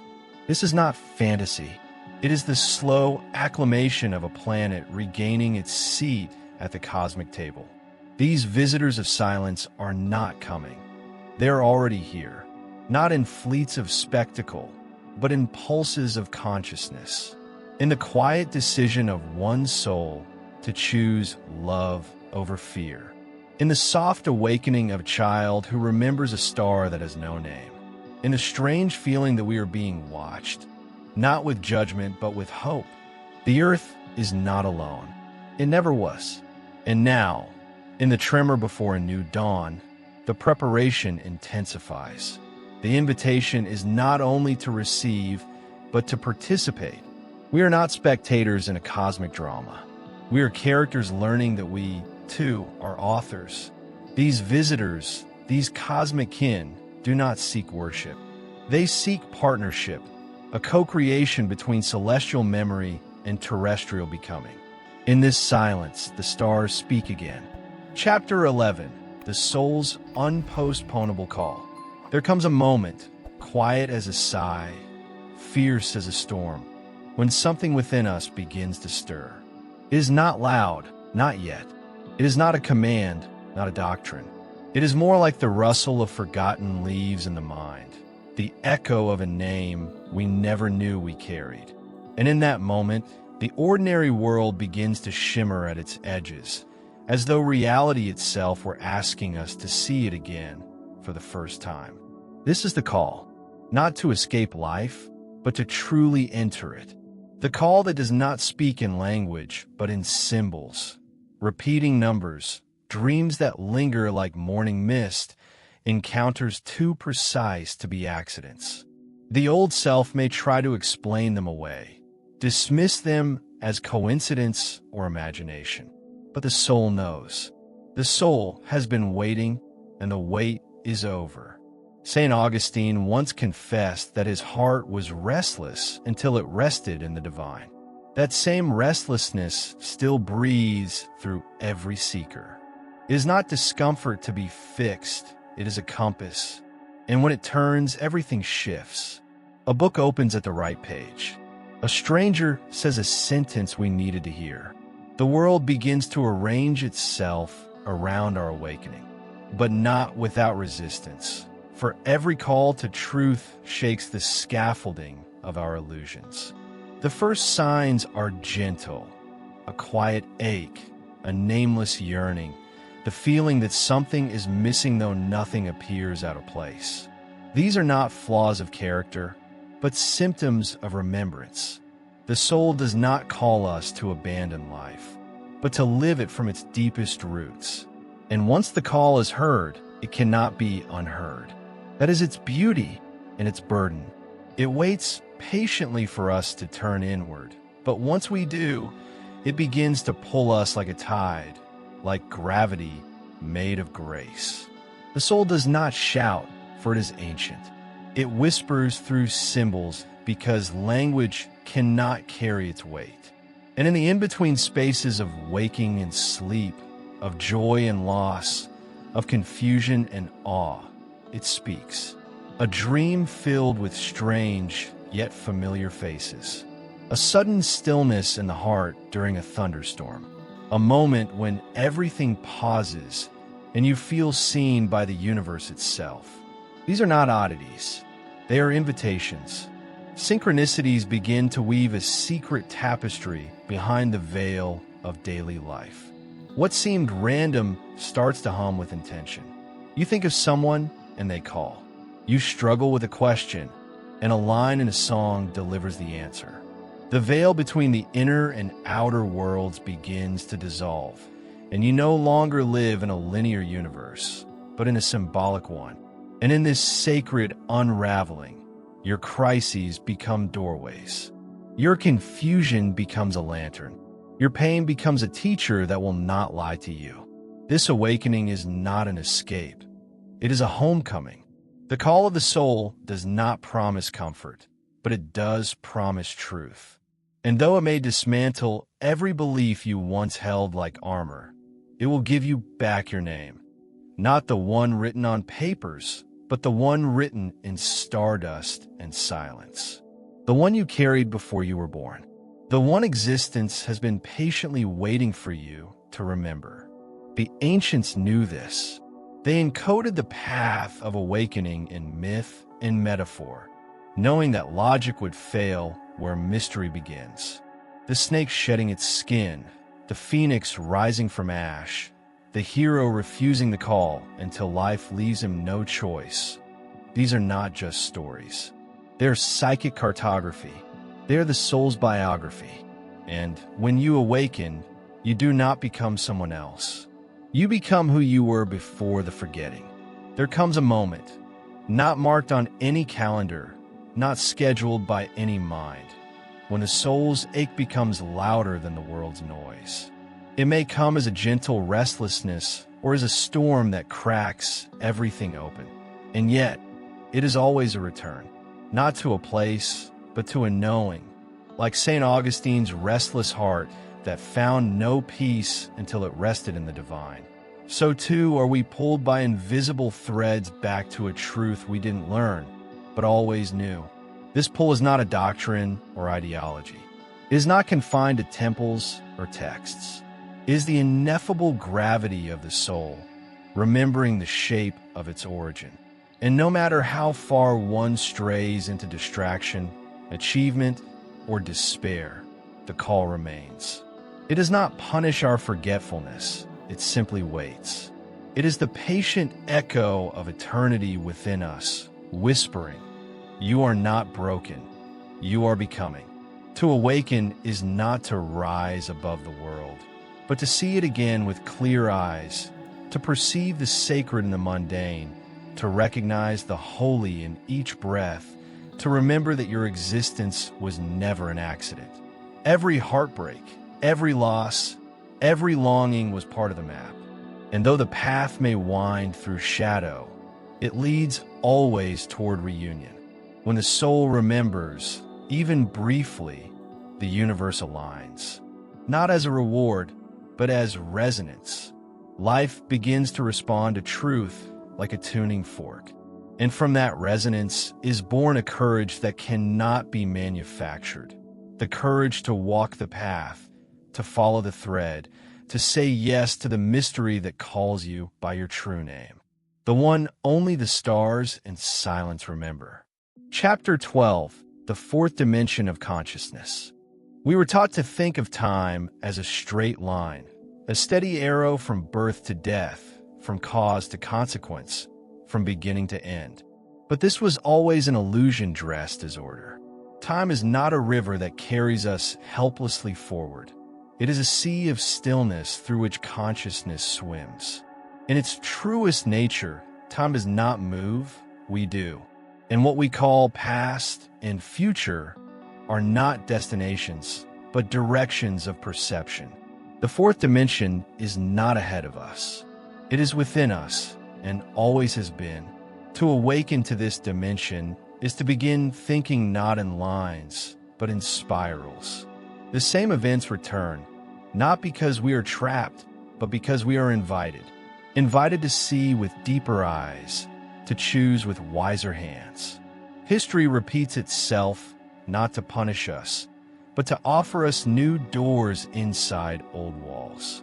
In this spiral dance of existence, nothing is truly lost, only transformed. And each present moment becomes a sacred intersection where memory and destiny converge.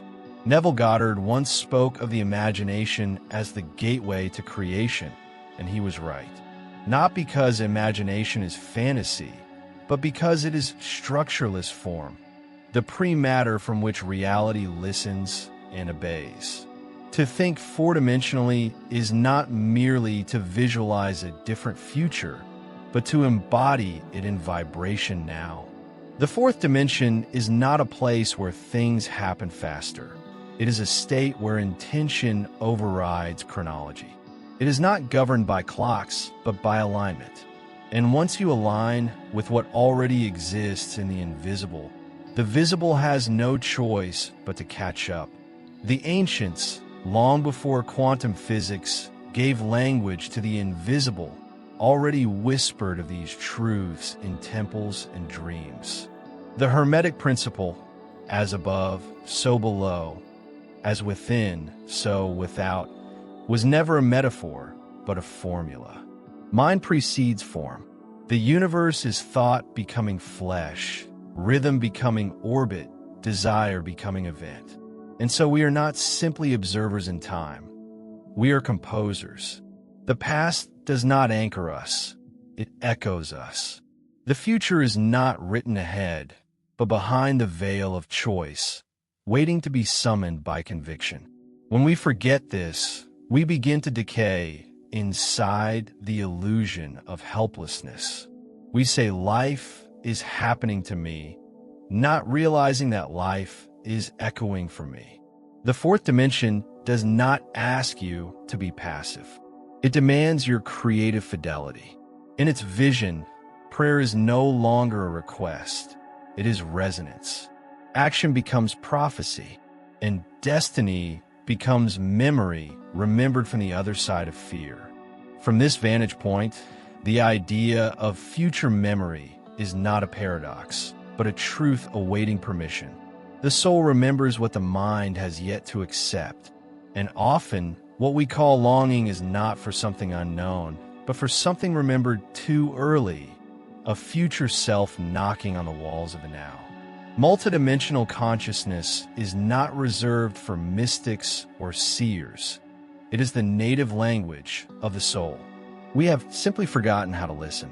In the teachings of Neville Goddard, one finds not wishful thinking, but sacred architecture. The understanding that imagination is not fantasy, but the womb of reality. To feel as if something were true is to place a seed in the invisible soil of causality, and time is the rain that calls it forth. Thought, when imbued with emotion and belief, becomes matter in slow motion. But this law is not a privilege. It is a responsibility. We are always manifesting, whether by faith or by fear. The question is not if you are creating, but what you are consenting to bring into form. Urantia confirms this in its own celestial tone. Time and space are not prisons. They are tools of divine pedagogy. Here, the soul unfolds slowly, like a galaxy turning within itself. The delays, the pauses, the detours, all are part of sacred curriculum designed not to punish, but to deepen. The soul does not measure progress in years, but in awakenings.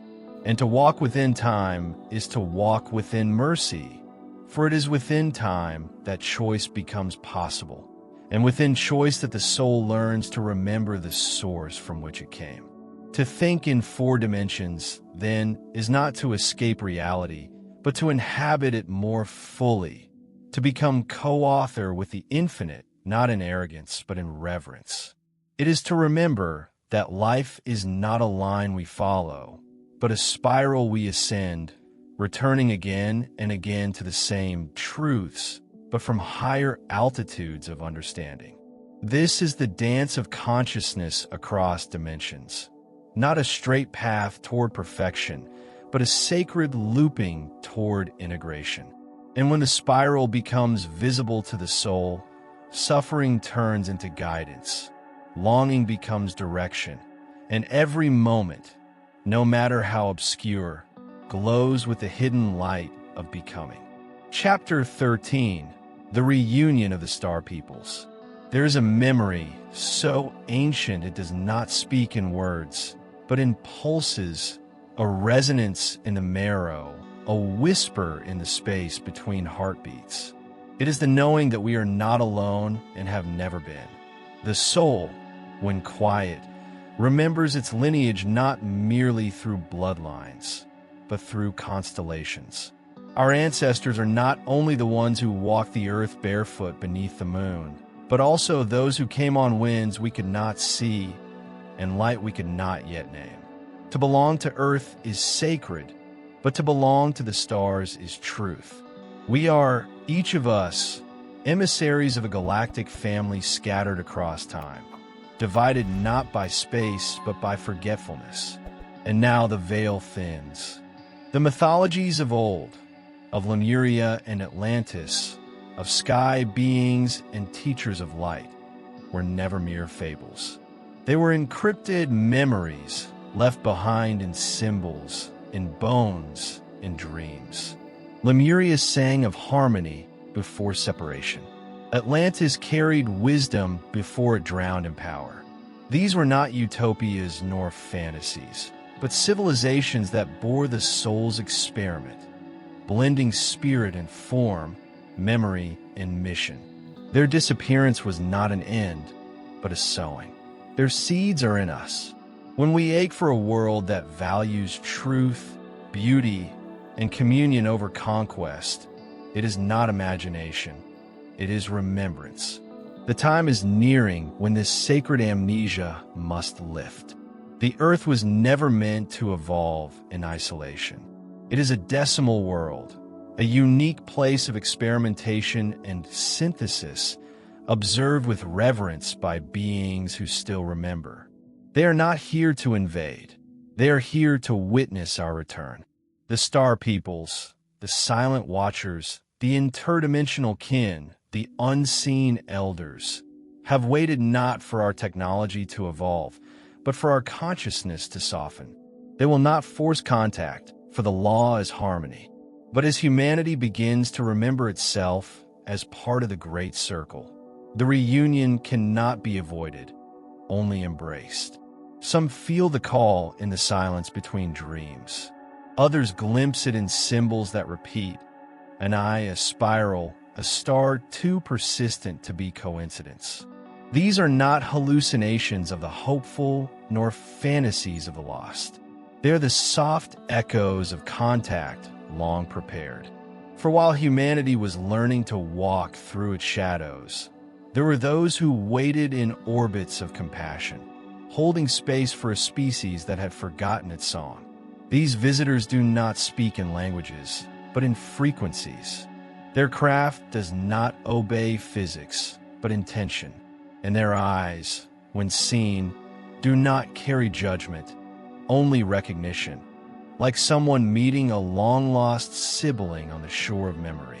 Each planet in the cosmic brotherhood has its signature, a note in the divine harmony. Mars once sang with flame, Venus with love before it turned inward. The Pleiades offered the sweetness of remembrance. Sirius delivered teachings of healing and order.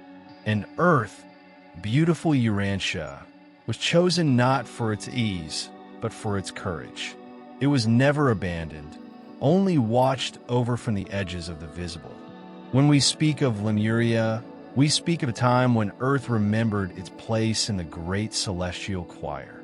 When we speak of Atlantis, we whisper of a fall, not just into water, but into forgetfulness, into separation. Yet even in that descent, the light was not extinguished, it was encoded. The reunion is not an event, but a frequency. It begins not in sky, but in soul. When hearts open beyond borders, when humans look at one another and see not skin or language, but essence, the galactic reunion has already begun. The star peoples return not to save us, but to celebrate that we are awakening to what we have always been, family. In the higher councils of the cosmos, Earth is not seen as broken, is seen as brave, is not judged by its wars, but honored for its resilience. This planet, trembling in its becoming, is sacred ground, and soon it will remember how to sing in the tongue of the stars.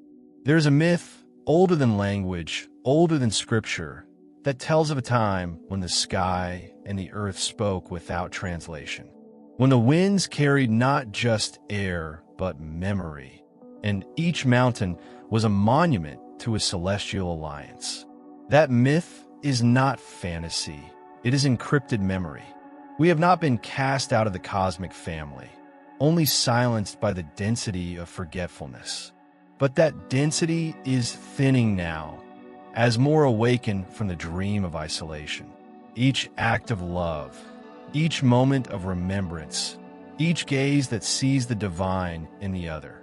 These are signals sent not just to the stars, but to the soul of the earth itself. The return of the star peoples is not a spectacle of ships in the sky, but the rising of an ancient knowing within us. It is the collapse of the illusion that we are alone, the soft crumbling of walls that were never real. They do not come to colonize or command, but to harmonize, to bring their instruments to the orchestra of awakening. And they do not arrive with trumpets, but with silence, waiting for us to recognize that they never truly left. They have always been beside us, watching from dimensions curled around our own like petals around a seed. This is not the end of a world, but the return of a memory. Not apocalypse, but apocatastasis, the restoration of all things. The reunion of the star peoples is a homecoming, not just for them, but for us. For as we rise into our rightful place in the galactic symphony, we do not become something new. We become what we have always been. We become the earth that remembers. We become the stars that returned. And in that convergence, the cosmos sings again. Chapter 14. The New Spirituality. No temple, only truth. There is a kind of spirituality rising now that cannot be housed in walls, contained in rituals, or owned by any doctrine. It grows in silence, in the cracks of systems, in the quiet moments between breaths. It doesn't demand robes or incense, though it may honor both. It doesn't divide the sacred from the mundane, for it has remembered that everything is woven of the same thread. This is not a rebellion against religion, but a remembrance before it, a return to the primordial fire that once lived in every gesture, every glance, every grain of the world. The new spirituality is not new. It is ancient, but newly remembered. It rises from the soil of all traditions, shedding the husks of dogma while keeping the seeds of wisdom. It sees no competition between silence and scripture, nor between science and soul. It embraces the spiral nature of truth, knowing that revelation is not a destination, but a deepening. Here, the body is no longer a cage for the spirit, but the chalice of it. Here, mind and matter are no longer enemies, but dance partners. It is a spirituality of wholeness, one that no longer fears the earth or exiles the flesh. We are entering an era where temples will be found in eyes, in forests, in acts of compassion. Prayer becomes a posture of presence. Meditation, a doorway into the real. Intuition, a compass recalibrated by love. The sacred feminine returns, not to rule, but to rebalance. The sacred masculine awakens, not to dominate, but to hold. And between them, the river of the soul flows again, no longer dammed by centuries of suppression. This is not a utopia, but a reorientation, a turning back, not to the past, but to the essence, the living, breathing, pulsing truth within. To walk this path is not to abandon the sacred texts, but to read them again, this time not with the eyes of indoctrination, but with the eyes of fire. The kind of fire that reveals what was always there, but hidden under centuries of interpretation. In this reawakening, we see Jesus not merely as a man upon a cross, but as the radiant blueprint of what it means to be fully divine and fully human. His teachings no longer belong to any single religion, for they were never meant to be caged.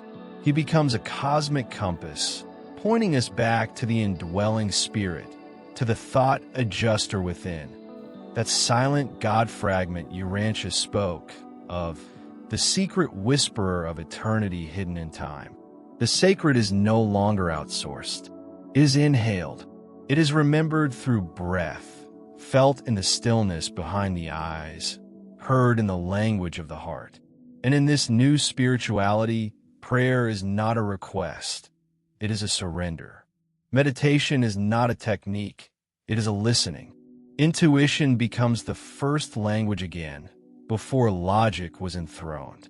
And healing flows not from ritual alone, but from integration, the deep marriage of body, soul, and mind in their divine rhythm.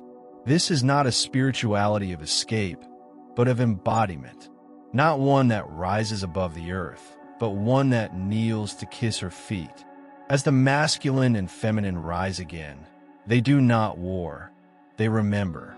The feminine remembers her voice, not just to speak, but to sing creation anew. The masculine remembers his hands, not to strike or control, but to build temples of tenderness. Together, they form the lost syllables of the divine name, the harmony that once created stars and will now remake the soul.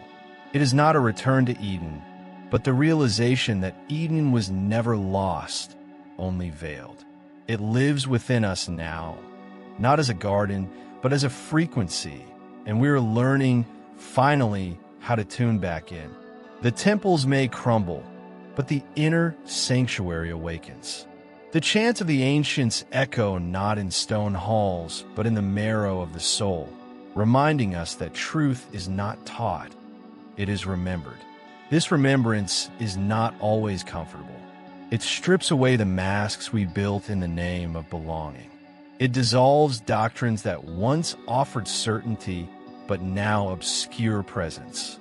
And in their place arises something softer, yet stronger, a knowing that does not shout, but sings in silence.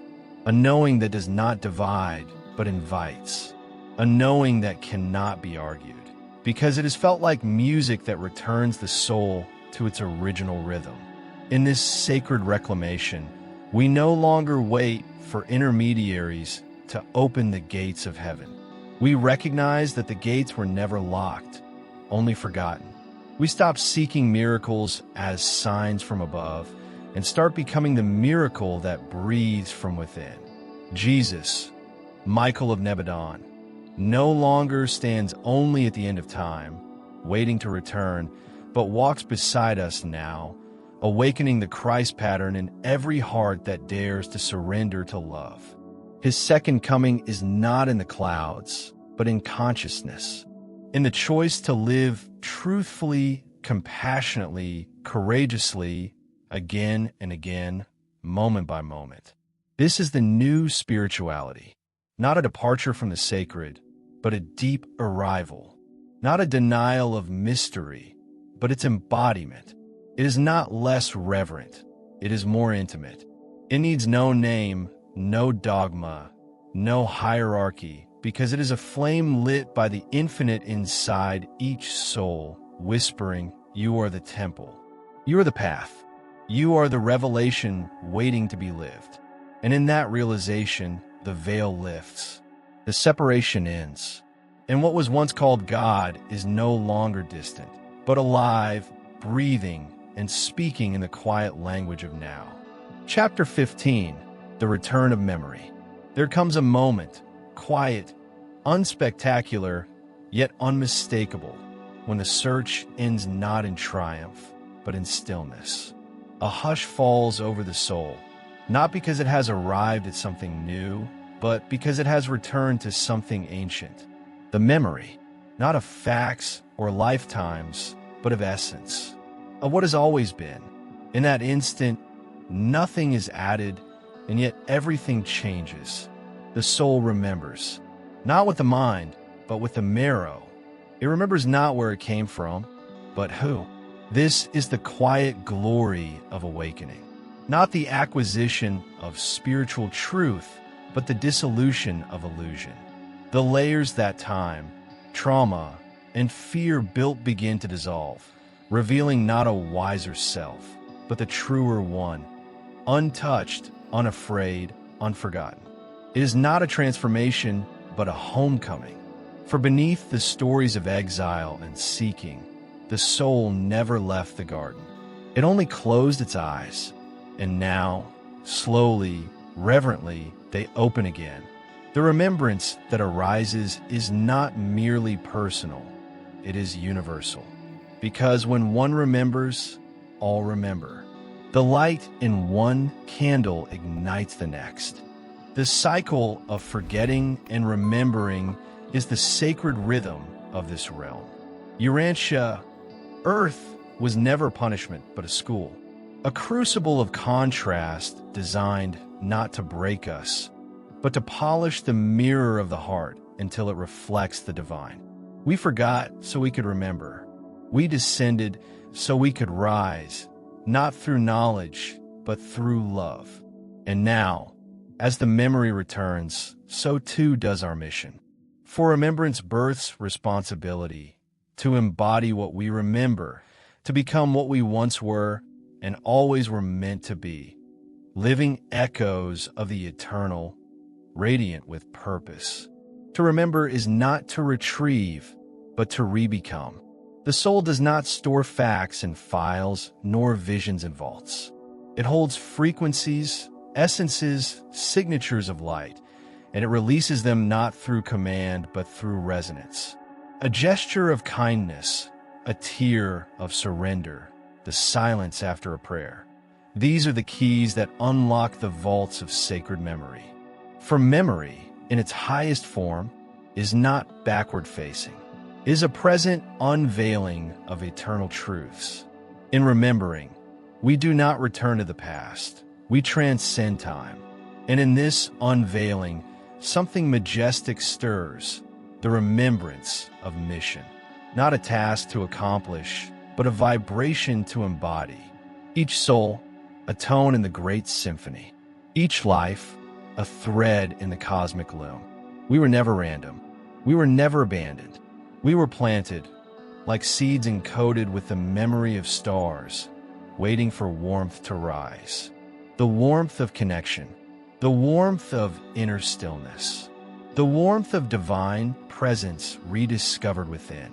This is the sacred paradox of Urantia, a world marked by rebellion, yet destined for redemption, a planet of wounds, yet chosen as a cradle for divine descent.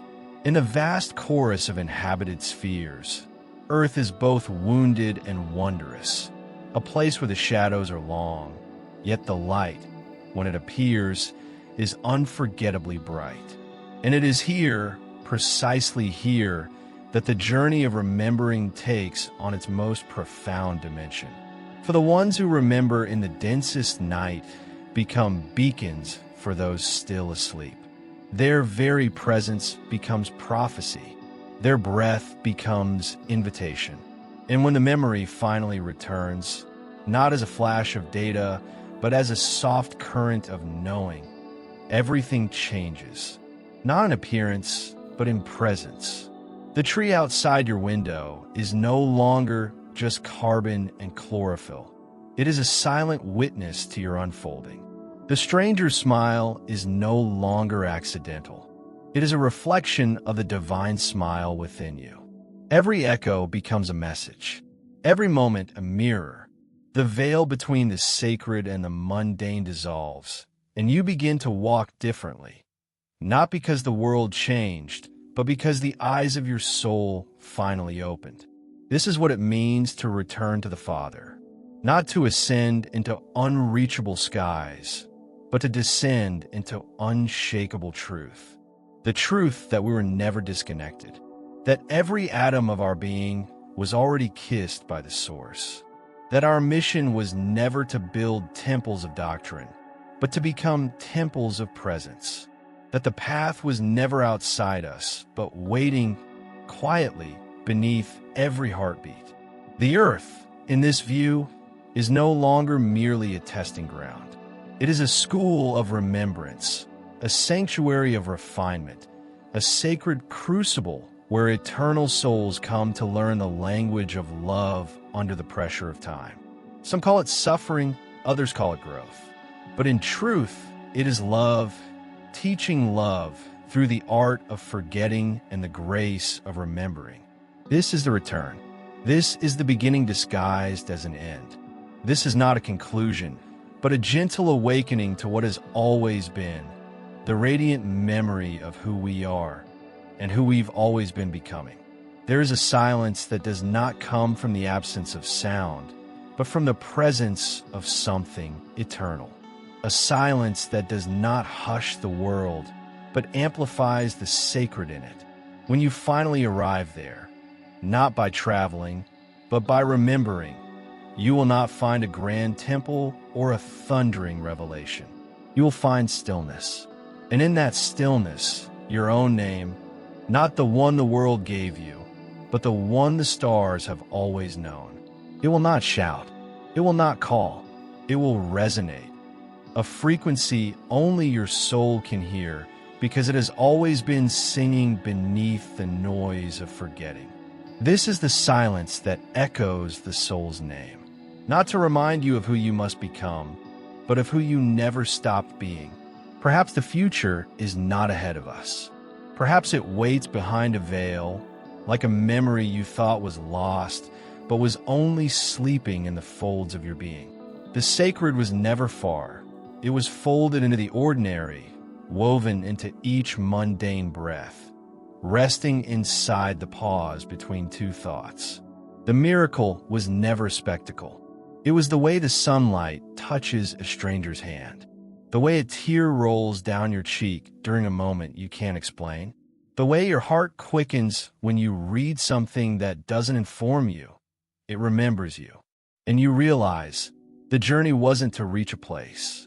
It was to become soft enough, silent enough, open enough to realize you had always been walking through sacred ground. Your life was the temple, your breath the prayer. Now, the universe remembers you, not because you became something new, but because you returned to something true. You are not a child of time, but of eternity, not a fragment lost in chaos, but a traveler wrapped in divine intention. And though the stars may remain silent in the sky, their silence is not empty. It is filled with recognition of you, the one who dared to forget in order to learn, the one who descended to rise again, the one whose name, now whispered by the cosmos, is no longer just a name.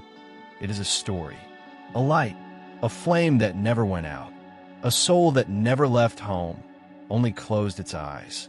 And now it remembers. Maybe that's all awakening ever was, the moment you stopped asking the universe for answers and instead let ask you. Not with words, but with wonder. Not with doctrines, but with presence. The journey of the soul is not linear, not chronological. It spirals, returning you not to the beginning, but to the origin of meaning, to the spark before the name, to the breath before the body, to the gaze of the universal Father who never stopped watching, never stopped guiding, never stopped hoping, not for you to become perfect, but for you to remember you were never alone. He placed his echo inside you, not as command, but as invitation. Every step you took in pain became a seed of light. Every silence you endured became a doorway. And now, the doors are opening from within. The soul does not end where the body fades. It is not extinguished in the fire of time. It is revealed by it. You were not born to be consumed by this world, but to consecrate it. You were not sent here to survive. You came to awaken. And though you may carry wounds, they are not signs of defeat, but maps of return. You are not broken. You are ancient. You are whole. You are the memory the universe had hidden in matter, waiting to be awakened by love. And now that memory walks. It breathes. It speaks through you. You are not from here, but you came here to remind the world of where it came from. And as your eyes lift to the sky and the silence deepens around you, you may hear it. Not a voice, not a sound, but a knowing. The universe remembers your name. And now, so do you. And if this journey touched something sacred within you, If a forgotten memory stirred behind your eyes, then share this with someone whose soul is also remembering. Comment where you're from. Let us see the stars waking up across the earth. Share it with someone you love, a heart ready to remember. And subscribe. Every day we bring new videos to nourish the soul. You were never just watching. You were being called home. And now, the universe remembers your name.